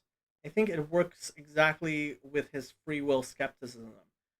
I know very little about Nietzsche. Still eroding. The wind and ice and snow and rain will win eventually. Yeah. It's just that it's the wind and the rain and the ice is winning less quickly on Mount Everest than on other mountains elsewhere. And that is importantly analogous, or to use Evan's term, Evan Thompson, it's deeply continuous with the way living things are also only slowly. Yes. They're also, you and I are deeply continuous, right? And this is the problem of the one and the many. But living things have the magic trick of reproduction, right? Whereas Mount Everest can't have Everest babies, and then with slight variations, and then slowly the mountains get better and better at being mountains through some form of the argument, and that's right, and that's important, and that's even doing this. But eventually, even the species goes extinct without necessarily leading to another species. So even the species aren't permanent victories against entropy. Right, and sort of. So he says there are no permanent victories against entropy. He knows that only because of the second law of thermodynamics. Obviously, the hope of religion is in fact the hope of the opposite. And if I was recently listening to Sir Roger Penrose, which he brings up again on Unbelievable. Um, I think that's worthy of paying attention to again. Um, it's yeah. Sir Roger Penrose. Unfortunately, I have very limited capacity to understand what he speaks about. I know I know Eric Weinstein has incredible reverence for that man. Where I think kind of the forecast where I'm going is that entropy, even though it seems like it's the sort of the enemy of existence or the enemy of organization and structure like that, it's actually the thing that drives it into existence. Is I think sort of kind of my larger point. Like imagine if I had a styrofoam block, right, Yeah, and I yeah, have a sandblaster, right, and I just turn on the sandblaster and I start blasting this styrofoam block. Well, it's going to be starting to get shred into pieces, but what will probably happen is that it'll turn into a cone shape that's yeah. pointing at the sandblaster, because that is the shape that is the most resistant to being sandblasted. Yeah. And just the sheer entropy on the thing sort of forces it into the thing that is the least exposed to the entropic force or Well, something like that. here's how I'd want to nuance this, and I don't know if I'm disagreeing with you, so that's why I'm going to preface it. I think the fact that entropy doesn't just homogeneously wash into chaos is one of the best pieces we have evidence we have for real possibility, for there being formal causation in reality, because it means things don't just progress chaotically; they seem to even progress in terms of order and structure. Right? Again, I'm not claiming we violate the second law or anything like that, but I'm giving to you what you're saying, and I'm acknowledging the phenomena. And Whitehead, of course, made a big deal, as did Spinoza, and the connection between them is quite deep. Right?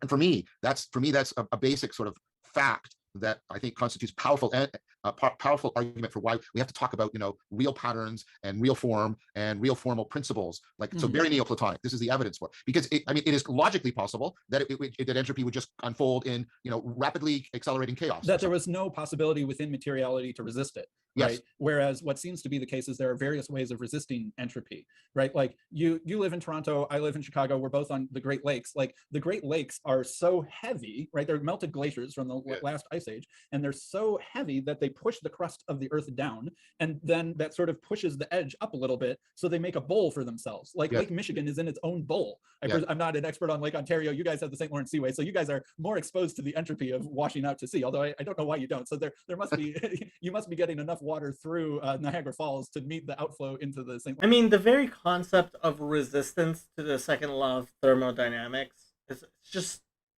what does that even mean? Lawrence Seaway, but I don't. But the even the Great Lakes have a weird sort of accidental autopoiesis in that they make their own bowl that protects them from just like pouring a glass of water onto a table and it just disappearing to the edges. Yeah, and exactly right. And so at fundamental levels, we keep having quantum collapse, and it's due to factors, purely formal factors like coherence. Even especially if you think of something like what is it, Penrose objective or orchestrated objective reduction or something. I can't remember his name for it. But even the inertial properties of matter. I mean, we forget that one of the great discoveries of the scientific revolution is the understanding of matter as resisting, as resistant, it just in its nature, the inertial patterns. I have no clue what he's talking about, and I would be very interested to hear people who better understand Penrose and understand what he's talking about, because I have no clue. We have, and we have all kinds of things like that. And I think that is testament to how profound and how at multi scales the emanation, if you'll allow me the spatial language, the emanation, it descends all the way to the bottom, and it's calling from the closest thing we have to Aristotelian matter is sort of the quantum flux at the bottom, and something is calling that into into order, and that's just one of my many examples. So for me, this is talking very much about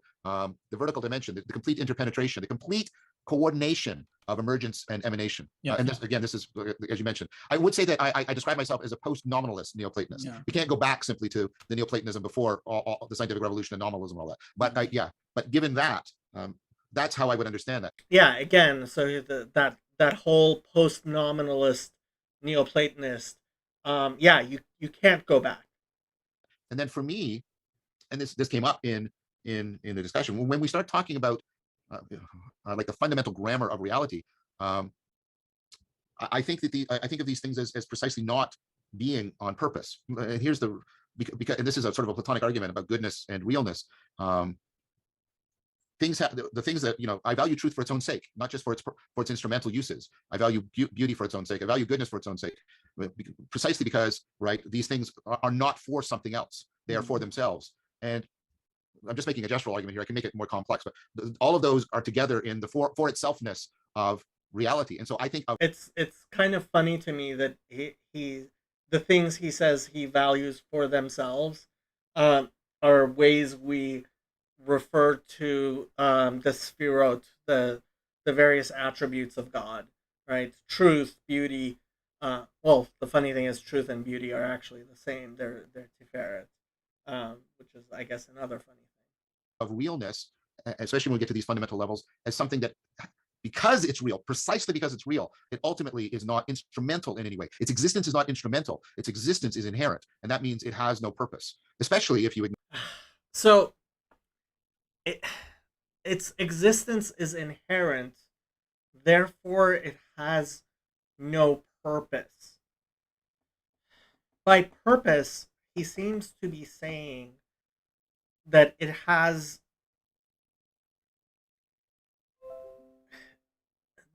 no use, that it has no utility, that it I think what he means to is that it's a it is uncaused and eternal. And I think they do kind of get into that.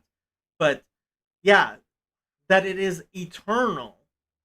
I'm not sure I would call that has no purpose. Um, Maybe not even no use, right? Because does God's love and benevolence have a purpose? Yes, I think it does.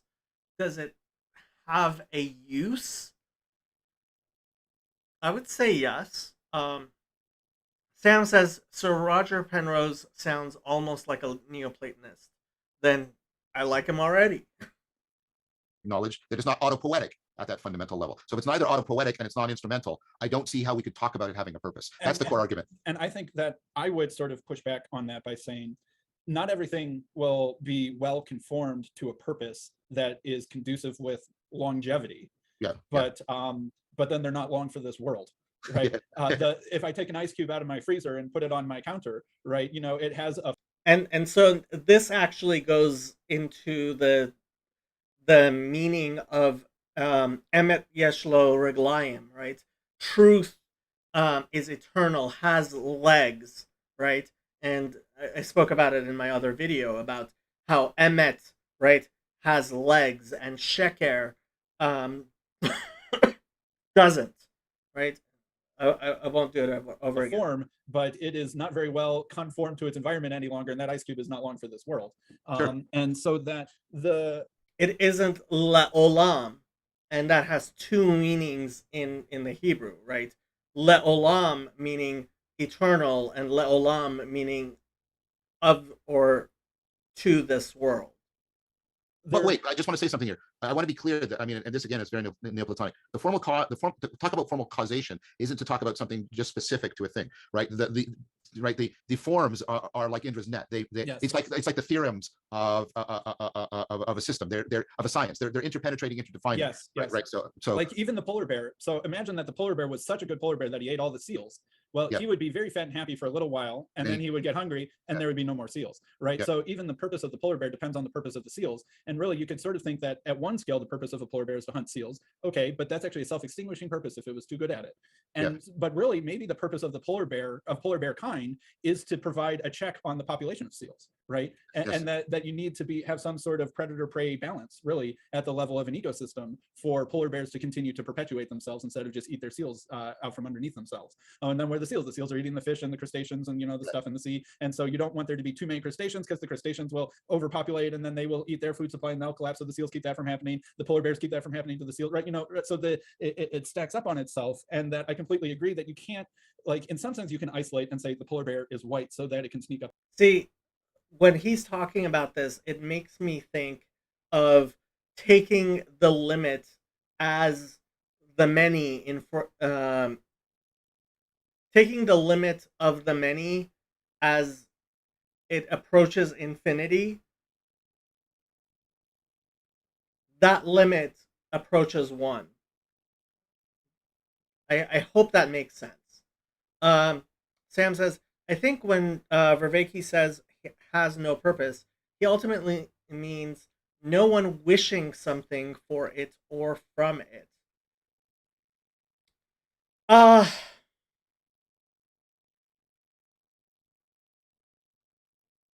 Everything that exists because God wills it to be, right? Um, its existence is grounded in God, who is the ground of being. And those things which are most true are eternal, most clearly reveal God as he exists eternally, um, beyond this temporary world. And so when he talks about truth and beauty and eternity, um, he's talking about God.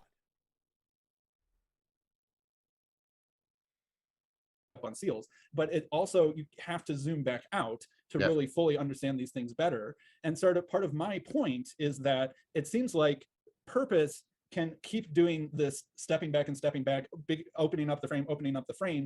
So Sam says the most eternal things most reveal God. Yes, they do. Like the Torah, which existed before creation, was given on Sinai and still exists, as opposed to things which are less eternal, like things, books that have been around less long.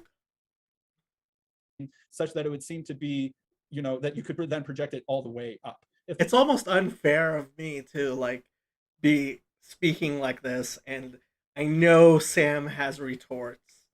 There's purpose down, and you can kind of keep, broadening the perspective on how you understand the purpose, then purpose is then scaling up, and that it must keep going, I guess, is something sort of like my argument. Okay. So I guess let's talk about that. I think we've moved back into things that are self-organizing, because that's what ecologies are. They're self-organizing. I've transferred from so basically my point is that everything that exists, if it's going to exist for very long, will need to embody. Okay, so Sam says you can do the backwards time counting game. It's the forwards time counting game. Retort. Sorry, eternity is eternal. It goes back and forth all the way to the beginning and to the end. Acharit Avereshit, right? Alpha and the Omega. Some formal cause Yes. that is conducive to a purpose that is resistant to the forces of the sandblaster of entropy of time, and that over time things will be more and more conformed to some sort of purpose. Like, the earth is round because, like, any molecules that are too far away from the proper circumference have a really difficult time not being pushed down to the middle, and when they get pushed down to the middle, then it makes the earth round again. Like, so even at the scale of a planet, right, it makes sense for it to be spherical. Okay, and planets can't spin too fast, because if they spin too fast, the centrifugal force scatters their own matter out into the abyss of space, and then that planet ceases to exist. So lo and behold, almost all the planets have a rate of spin that is not too centrifugally disruptive. I don't know if I'm saying those words correctly, but like even at the scale of like astronomy, not, Mount Everest is really good at resisting erosion. The planet is really good at, being in the right place. And like even like our solar system, Jupiter does an excellent job of absorbing all of the meteorites, such that the other planets don't just get blasted to death by meteorites. And so solar systems that have lots of planets that haven't been pulverized by meteorites often have something like Jupiter in them, right? The scale seems to keep going bigger and bigger, from a polar bear to Mount Everest to a planet to a solar system. And if I knew more about astronomy, I presume that I could keep going, but I'm not actually an expert on astronomy. So again, I think I'm not trying to convey, you're just repeating yourself. I see the point, but what I would say is, to me, that seems properly described by your right. When you discover the patterns that self-organize over more extended or to greater extensions in time and space, we think we're getting at deeper formal causes. Yeah, right. And it's very easy to make a Neoplatonic way of articulating that Yes. the things that are the most eternal are the most true. Yes, exactly. And when we're moving to real possibility, just like when we're moving to real to the ultimate sort of actualization of reality, we start to get into eternal things, because they have to be a property of being, not a property of any being, right? Yes, Being big versus any particular thing. Havaya, right? So the tetragrammaton is a tiruf, it is related to the root to be in Hebrew. And that's where we start, I think, very properly getting into the language of eternity. And so for me, the language of eternity, the language of God. And I found this part most frustrating, because I was like, dude, you're staring at the truth and you don't recognize it. Just, I keep on telling Sam, just go buy a Shtreimel already. I know you're gonna end up being some Hasidic rabbi one of these days. again, I am very happy, and I think science relies. I'll keep saying this, and I keep saying our ontology is not just what is derivable from science, but what is presupposed by science, right? So science presupposes things like E equals mc squared and pi, right, for the Earth, right? And it also presupposes that there's an ultimate, interpenetrative, intelligible relationship between all of these. They're not just randomly isolated from each other. And science presupposes formal causation and the intelligible network of those formal causes. And I think we should more properly be bringing that into our ontology. But if you were to ask me what's E equals mc squared is for me, that's like saying what's north of the North Pole. Being isn't for anything. Being is being. It primarily just, I don't mean it. See, and this is where he misses the fact that being, right, God is benevolent and loving, right? That's what he's missing. God is benevolent and loving. God eternally, intrinsically must give. Eternally, intrinsically is a creator, must create, must love, right? These are things which are intrinsically descriptive of who God is, what God is, how God is, eternally at all times. And it is not a change in God to create, because God is the creator. It is not a change in God to be, because God is being. It is not a change in God to love, because God is love. And it is not a change in God to be benevolent, because he is good, right? And this is where he fails to grasp what God is as the creator, right? Eternally create. God, creation is not eternal. The creator is eternal. And being a creator is eternal from before creation and after creation. Hu haya, hu hove, hu yeh, betifara. Is in the sense of actual existence. It has isness. It's, Thomas Aquinas, I want to use his notion of esse, the act of existing, right? The ocean of being. And to me, that has no why. That has no purpose. And so, love, good is right. Being is loving is good. Love is what affords being to his creation. Failure to launch. I agree with you. So here's where I might interact with the fine-tuning thing a little bit, because I would want to fine-tune the fine-tuning argument. I think that it's not quite right, because it's sort of like God has inherited these laws of physics, and so he's sitting there at the dials of these constants, trying to. So again, this is where they seem to be using Arenic in a very different way than I would. The God of Israel is Arenic in that he creates all that exists, including um, including pi and e and everything else, right? Um, and so it God isn't sitting at the instruments. The instruments exist because of who God is.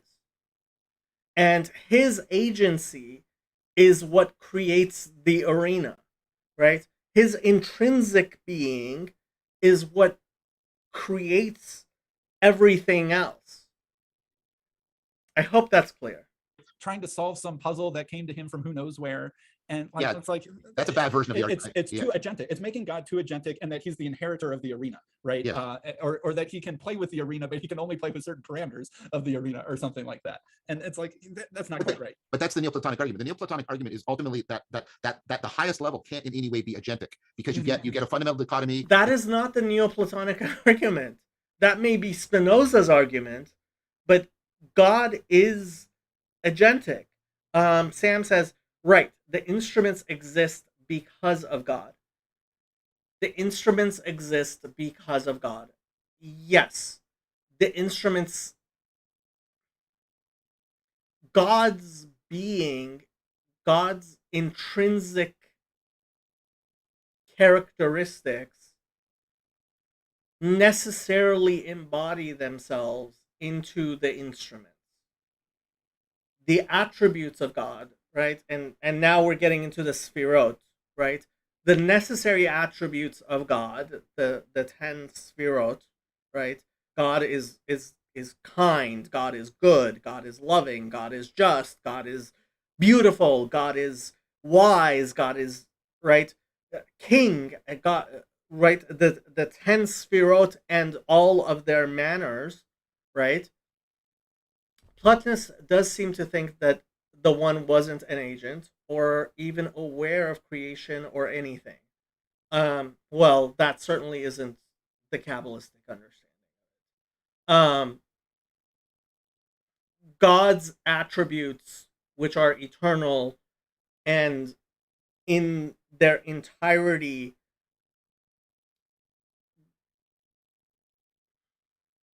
manifest God Himself, they necessitate everything else to be, because God in his perfection must do everything perfectly.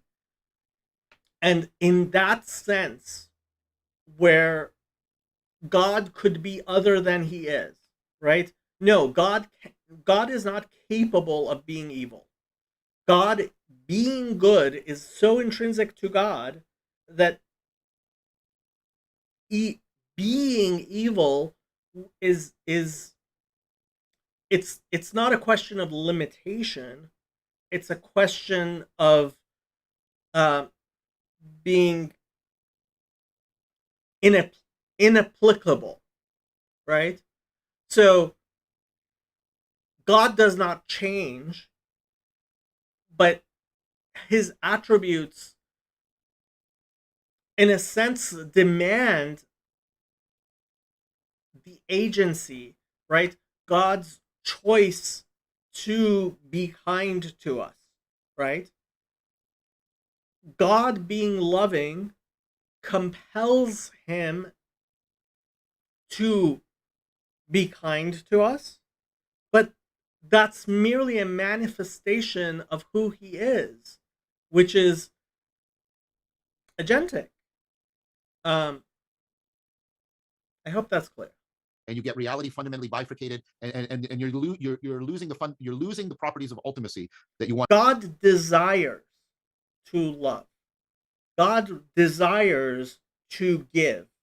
God desires to create, right? He has agency in that, but it is intrinsic to him to be the creator, to be benevolent, to be loving. Want to attribute to what is really real, or and I'm happy to use your language here, Yeah. to God or the one, and that's why the oneness is even beyond the network. But again, there's no again, there's nothing agentic at that level. And for me, there's love. There's love. love is agentic. How can you say love is not agentic? And perfect love, right? Which is intrinsic to God himself. And this, and to be fair, also the mystics talk about this. They talk about you get to a state where there's no why for the road. Which mystics? He's not describing the Hasidic mystics to me. He doesn't. He's not describing the Lurianic Kabbalah to me. I'm not even sure he's describing Sufism or Christian mysticism, because all the mystics I know do view God as loving. Love is a desire. It is a desire to give. That's agentic. When you really understand it, it just is, right? And this is Spinoza, right? When I can really see things participating in God. This is Spinoza, but Spinoza is a heretic. I see them just having that. I don't know what to call it, the sheer effluence of being or something like that, and that there's and that and I think sheer affluence of being. That's where he's starting to understand God is good, God is loving, God is giving, God is creating, right? The effluence that is intrinsic to being, right? It spills out of God. D dot. Maybe that is his problem, not ascribing the eternal level as agapic, as love, because he certainly makes the point that agape is that which affords existence, that brings into existence. So I'm not, I use Hebrew terms because that is what has been revealed to me. Um, I I know that agape is supposed to be the high level of love that is Christian. Um, my honestly, my biggest problem with the Christian conceptions of love is that um, Christians can say that God the Father loves God the Son, and that's all one God. And to me, that is a negation of love, right? And that's why I made my video. Is the Trinity love or loving? And it's not, because love is to give to that which is undeserving. I mean, even the Christian concept of Jesus as being this perfect person, right?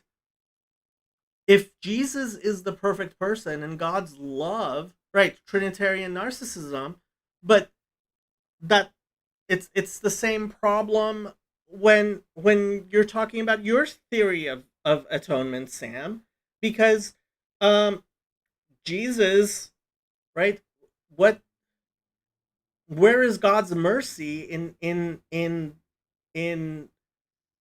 creating this? I mean, the whole the penal substitutionary atonement is just so wrong, Sam. I just cannot understand why you uh and God's mercy is for that which is undeserving, right? Perfect love is to give to that which is completely undeserving. That is the perfection of love. See the beginning where I started this. Single self. Interesting, but doesn't stimulate us to recognize the participation of the human intellect in the transcendent ground of being that orders it. Sophists search for truth in the immanent, not philosophers. Uh, doesn't stimulate us to recognize the participation of the human intellect in the transcendent ground of being that orders it. I think there's a two-way relationship there. I think there is, again, that grasp and impact happening simultaneously, and um, both are necessary. Um, Greater love has no one than this, which is time cake. Vervaeke may be referring to Silesius and the Rhineland mystics, which I know nothing about. The rose is without why. Um, yeah, and I think he mentioned that the rose is without why. Certainly not a Jewish mysticism. think this is right too. This is a Platonic idea that beyond sort of beyond and beyond in the sense of being convergent, beyond how I find truth, goodness, and beauty inherently valuable, I find being just inherently valuable. Yeah. And maybe That a man lay down his life for his friends. No, actually, I very much disagree with that. And as a Unitarian who doesn't believe that Jesus is God, right? Where's God's love in the crucifixion? Sorry, Sam, you can't have it both ways. that's just a property of any. And for me, that's a profound kind of participatory knowing, right? And so, like, I think, and again, I'm not. I hope you don't feel I'm trying to be No, dismissive. no, no. I don't feel dismissed at all, and I appreciate the pushback and stuff like that. For God so loved the world that he abused his only son. Why can't God just love the world for no reason whatsoever and give out of complete generosity? Sorry, Sam, you're just not answering the questions here. But Yeah. I guess what I'm trying to say is that I think that everything that's able to persevere needs to be, to some degree, to the fullest extent that it can, to be conformed to I some. don't understand why Vervaeke apologized for being dismissive. I don't think he was dismissive at all. And again, I sometimes feel Vervaeke is just too committed to this staying away from combativeness. Some formal purpose, formal shape, or form, I should just say, be conformed to a form, and that form needs to have a autopoietic purpose that can persevere through time.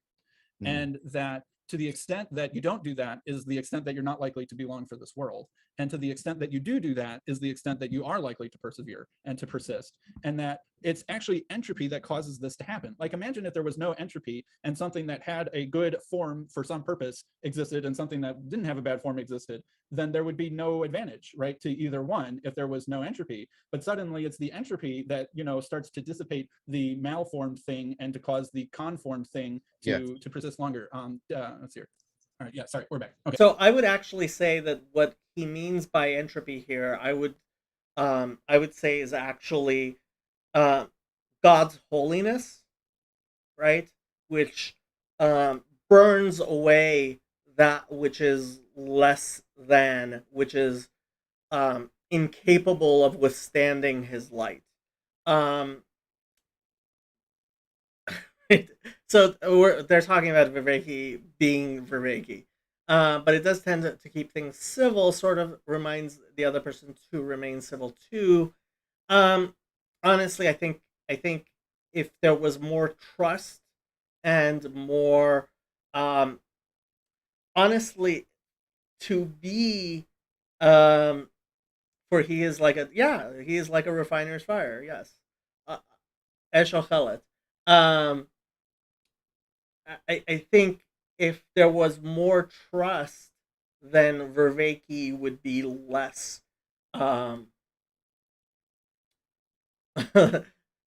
Paul, actually, PVK has said this as well. I am least polite to the people that I like the most, because it's like me and Rabbi Yossi, we'll just go at it, and I love him like a brother. I really do. And Sam very much so too. More possibly more than he likes. Okay. We're touching on something really deep here. I mean, we're touching on the relationship between time and eternity, and becoming and being, and the idea that, in order for being to be fully, in order to fully be, it also has to, it has to penetrate to the very possible bottom depths of becoming, where it bumps up against non-being. And I'm using really spatial language because a language other than that, or the relationship between time and eternity, and time is the moving image of eternity. So the reasons that the Kabbalists give for God creating the world, one of them is Ratzah Hakadosh Baruch Hu Dira B'Tachtonim, right? God wanted to have a dwelling place in the nether regions, in the least of these, right? to his light to shine in within the darkest, right? Um, and similarly, because God wanted to give, right? These are all ways of saying the same thing. Um, yeah. And I guess, and maybe this is fundamentally, an aesthetic difference, and that doesn't mean it's unimportant, by the way. Yeah. I tend to see eternity as being the explanation for why anything has being and therefore has any kind of persistence. Yes, well, And that's very much, yeah, that's what I'm trying to agree with very strongly. Is it's almost as if there is this sort of perfect, I don't know, kingdom of heaven that Sure. is the thing that would be the perfectly eternal, Yeah. unassailable form, and that we are being pulled to that, not in the sense that Aristotle would often talk about, well, the rock wants to be at the bottom of the ocean, Sure. and the So what he's talking about, for example, so Aristotle had this idea that there are the four elements, and because of fire wants to go up, and right, um, and I think what Sam is saying, and I agree with him, is that everything wants to reveal that hiyut, that enlivening power which emanates from the creator, um, and in embodying that for which we were created to become a revelation of our creator, right? The creator, if we are created, then we are in fact participating in creation. I hope that's clear. air wants to be in the sky or something like that, like not that sort of way, but in this kind of weird backwards sort of way where if you aren't sort of on the wagon that's moving in that direction, you're likely to fall off and be left by the wayside sort of thing. Yeah. And it's that sort of sandblaster effect of time that is purifying, I guess, or refining everything towards that becoming. At times, I mean, let's remember that ecosystems also push themselves into extinction, Yes. right? So you get an evolutionary blurb. You get, photosynthesis evolves, and the oxygen almost kills all the life on Right. Earth, kind of thing, right? So again, I don't see sort of a steady progression. I see, an erring in Heidegger's sense. There's a constant wandering. Yeah, so that's on one point. I think the steady progression on the arc of history is visible if you're looking at the Hebrew Bible, and yeah. So I don't see good evidence for any sort of line there. I do see evidence for complexification, if that's what we're talking about. And I do. So let's put maybe that historical dimension, because but then you're talking about everything seems to be participating or conforming to eternity in some way. Eternity is beckoning it towards itself. Yeah, and Plato would love that. At the risk of extinction, or something like that. It's sort of, and I feel like this sort of balances, like, the Gospels are sort of weird in this way of really warning you very strongly about how bad the consequences for bad moral behavior. Sam says, I didn't think his objection was that good. It doesn't need to be a faultless, steady progression. I think the reason why it isn't a steady and faultless progression is because the world is Helam, is hiding God.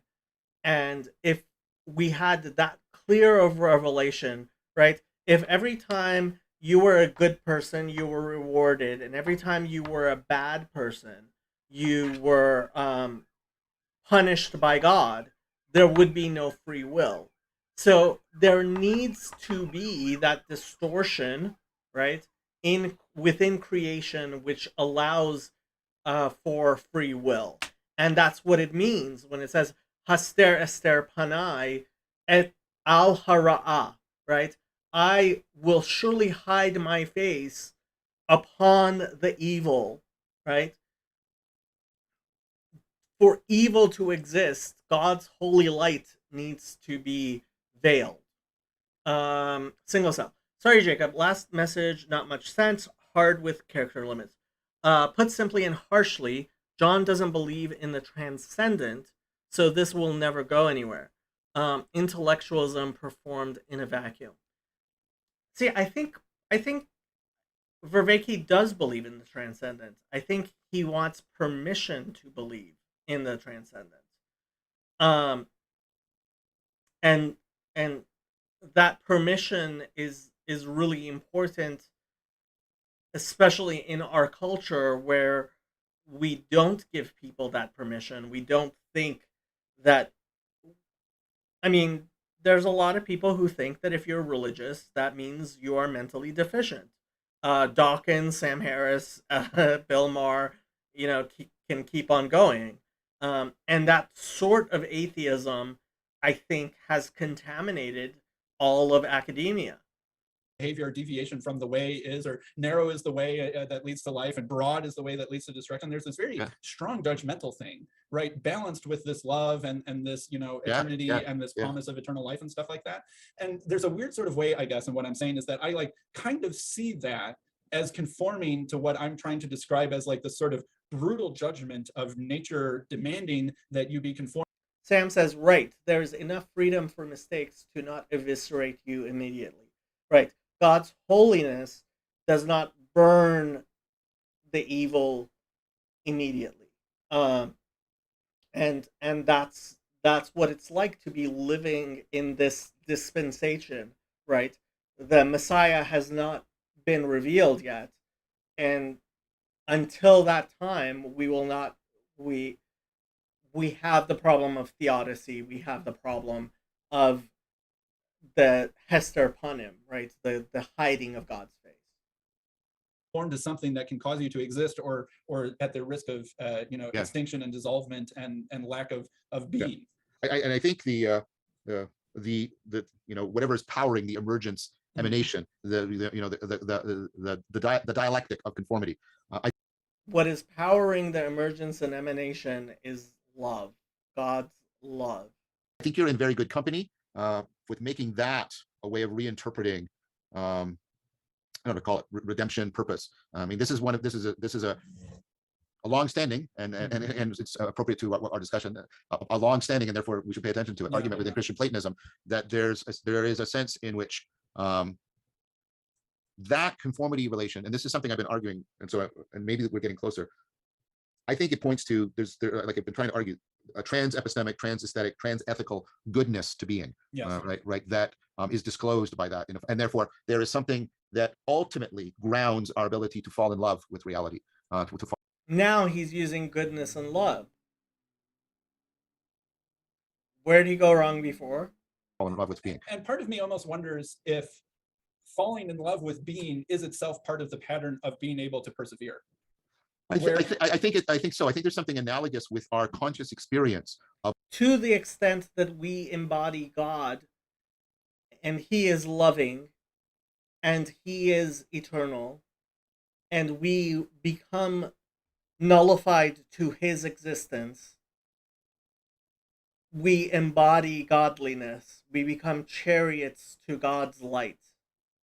Of the love of the goodness of being, and something about reality persevering, keeping right. going. Well, because if you don't love being and you aren't trying to conform yourself to what you imagine is the sort of the purpose for your life or something like that, it might not go very well for you. Whereas if you're someone who's deeply trying to sort of submit, I guess, yourself to what it seems like is the higher beckoning in your life, right? Like, the scale of purpose is like, This is Shema Yisrael, Havaya Elokeinu, Havaya Echad.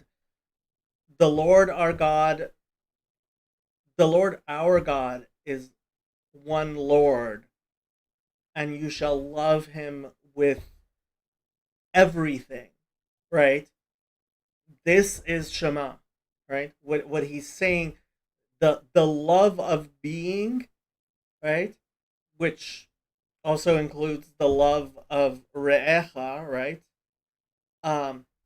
These are the eternal commandments upon which everything hangs. All of existence hangs, right? So the Shema is actually the pattern of all existence. Glad he's seeing it. on a daily basis, you need to make all sorts of decisions for your own perseverance. You need to eat, you need to sleep, you need to go to the bathroom. All these sorts of things are important for your autopoiesis and at the level of days or minutes and stuff like that. And then there's bigger things like having a job and, getting married and having a family and being involved in community, right? There's scales of purposes from, things that take minutes to things that take years and decades. But, it's sort of like you're needing to conform yourself to the purpose as you find yourself in the context. And that's sort of the affirmation of the goodness of being, is saying that, yes, I submit, I take up the challenge and I'm going to do it, as opposed to saying, I don't like this game. I don't like this. I didn't write these rules. I didn't choose to be here. I reject this. I submit. And really, Shema, I mean, it is a Kabbalat Ol. It is accepting upon yourself the yoke of heaven, right? And yeah, it is the greatest commandment, which is why the Bible talks about it all the time, and which makes me wonder why Ball of Tarsus, and why so many Christians think that it's more important to believe in a proposition that a certain person was the Messiah as opposed to love God, which is what that certain person said is the most important thing to do. In which case, well, maybe being itself won't like that choice nearly as well as it will. Single cell. That's true, Jacob. Although not all academia, you'll struggle to find a professor in pure mathematics that isn't a Platonist. Belief in an immaterial realm isn't intellectual suicide. I would hope so. Like the choice of voluntary trying to submit to the circumstance that you find yourself in. So that's, I mean, there's two things I want to say. I think definitely when we are responsive and then responsible to the emergence into our life and consciousness of this aspect of reality, it will definitely make us more purposeful and purpose. I think that's right. I'm not challenging that. I guess for me, I would say I don't see there being any purpose to emergence and emanation. And I ultimately don't see. He just said love and benevolence. It's not translating into him being any. It's the complete. Plotinus talks about it, just the self-overflowing of the one. It's just the planet self-overflowing of the one, right? God's love, God's benevolence, just intrinsic overflowing, and that word overflowing just describes God quintessentially. Plenitude of being. I don't know how else to.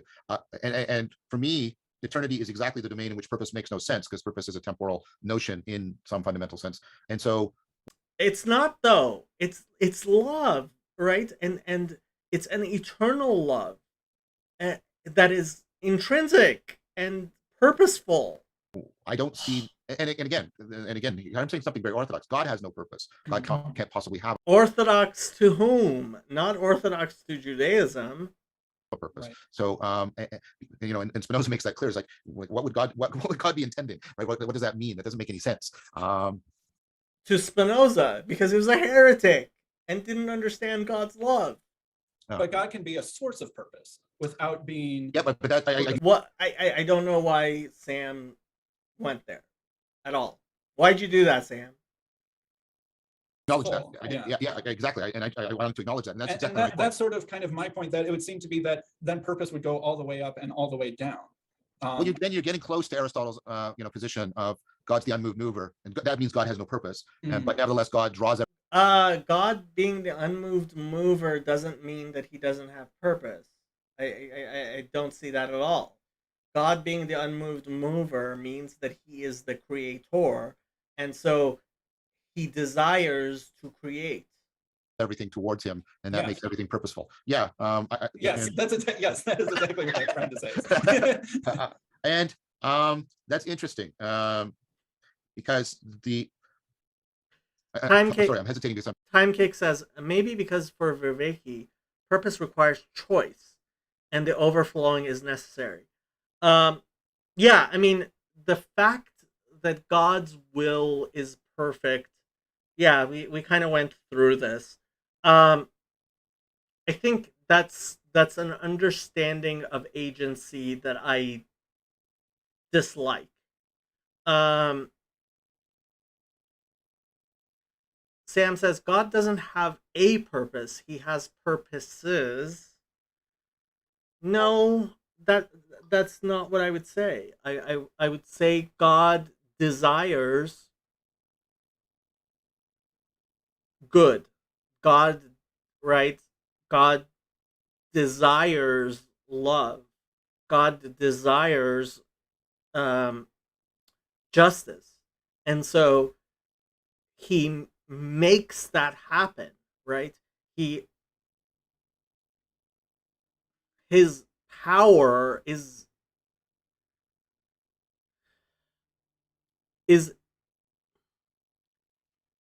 embodied into those desires, which are eternal and necessary and intrinsic and perfect. Um, yeah.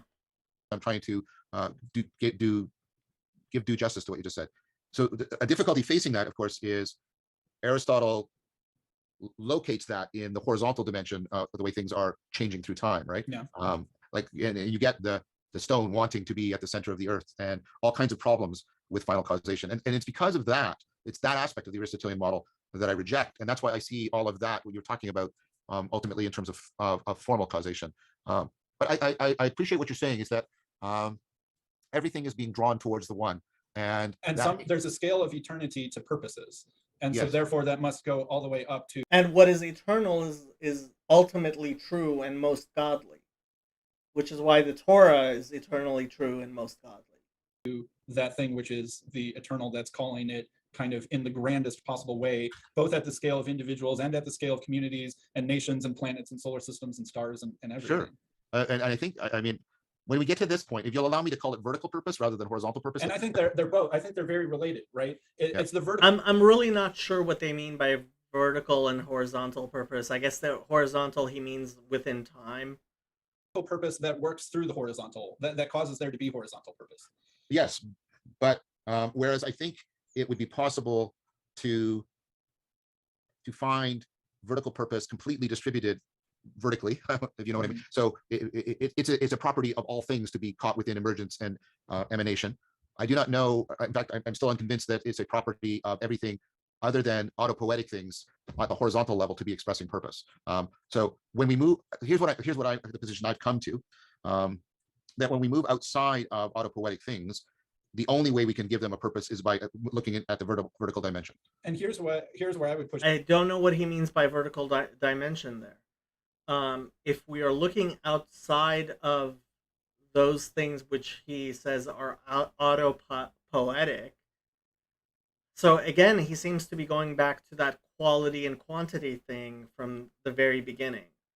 Um, that a human mind is more significant than all the suns in the universe.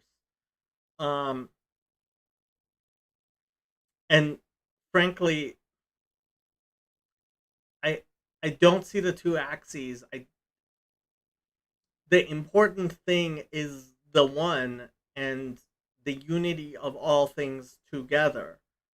And for me, the fact that, you know, the earth started with one bacteria and is has been flourishing, and then, I mean, simply the idea that just humanity will expand out and um, occupy the entire universe, which is what the arc seems to be going, seems to give the entire world a real purpose. I mean, I would actually like to see somebody do a grid where you see what percentage of the universe is um, autopoetic, right? Has life, right? From that very earliest primordial soup until human cities are visible from outer space, right? Um, and to extrapolate from there how long it will be until all of the universe is in fact um, completely consumed by humanity.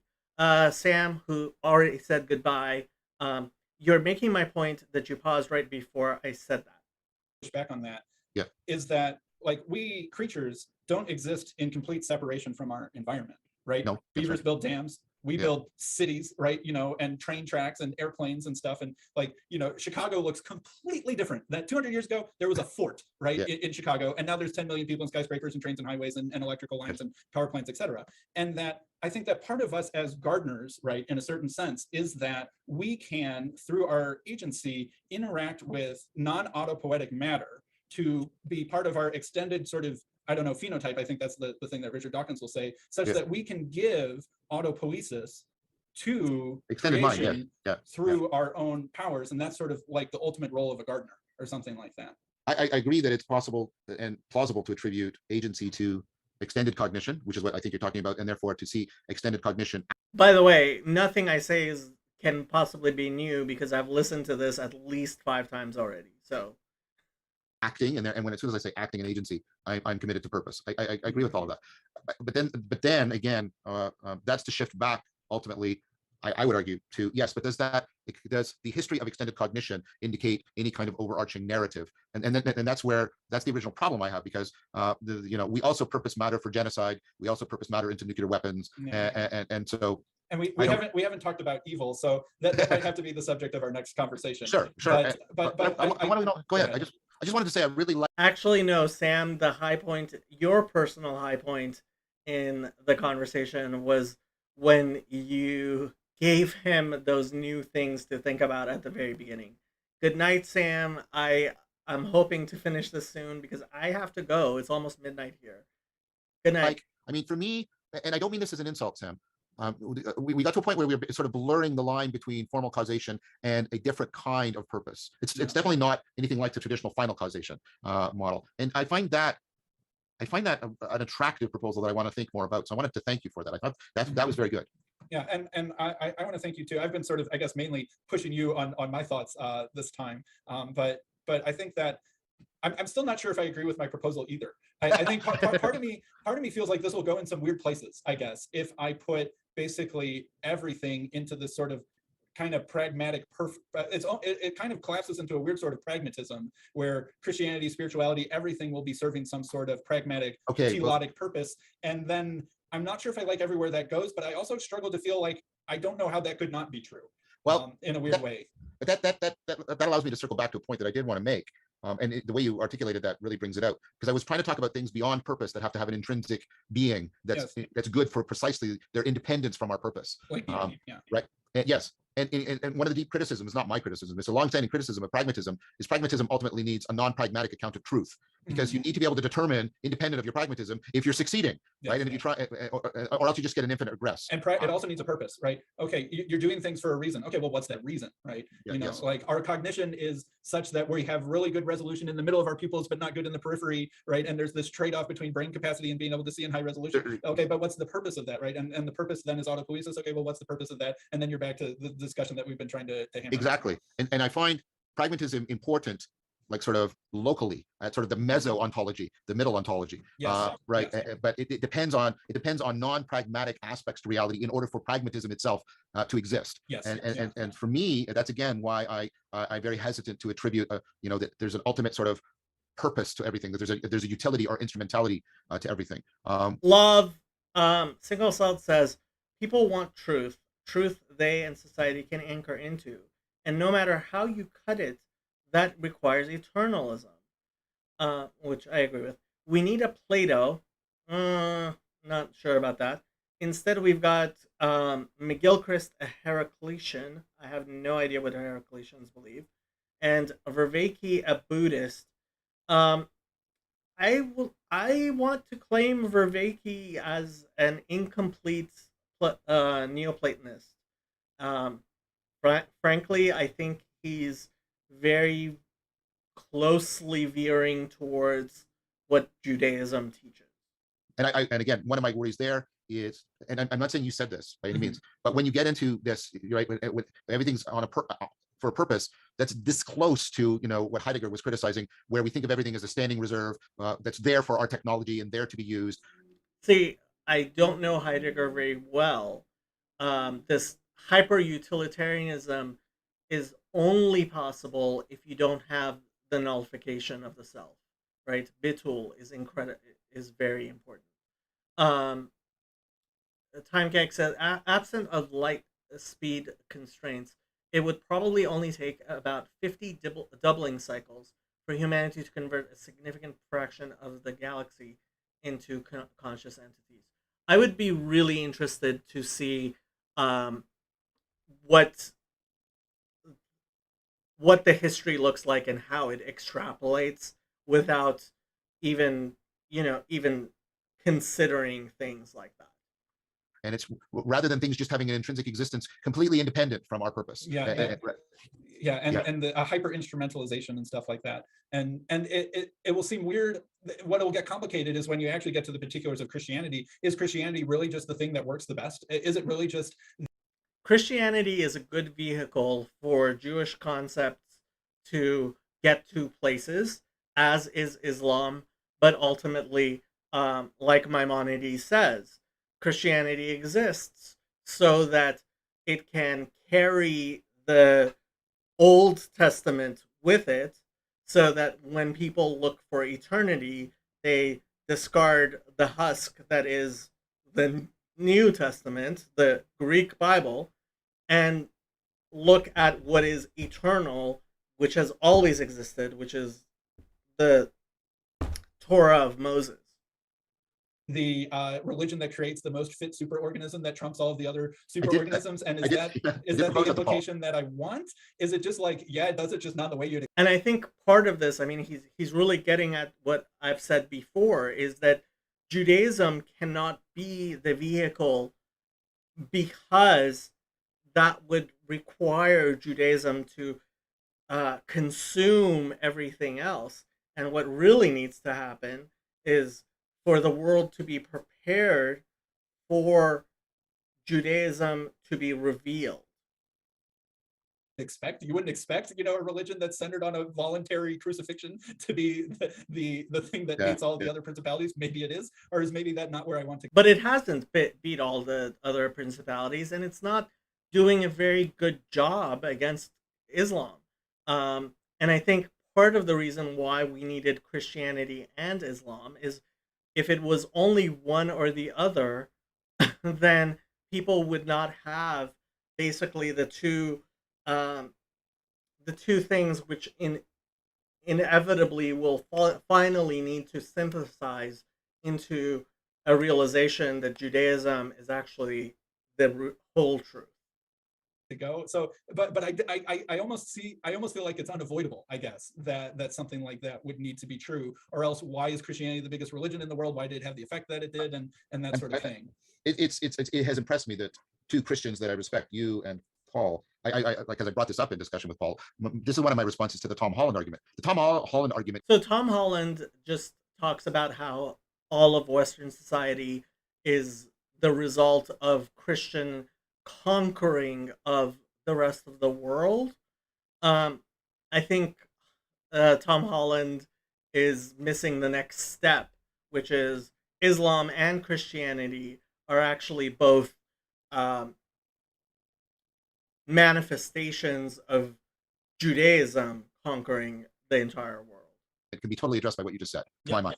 Totally addressed by what you just said. And therefore, it does not serve as any launching pad into, and therefore God, right? It doesn't work that way, because it's an argument about the fittedness, right, of Christianity. And therefore, it can be addressed completely by that argument. Unless then I do the But the fittedness then becomes eternal, like I think he's saying. Well, where does the purpose that it's fulfilling come from, right? Why do we live in such a universe that Christianity is the one that wins, right? Sure. And does that point to some sort of truth of its own self-understanding of what it's trying to describe? Right. And then we get back to either a very difficult fine-tuning argument, or again, I think we're going to get into, but ultimately, there's a structure to, we'll get to something like, I think we'll circle back into Christian Platonism in some fashion.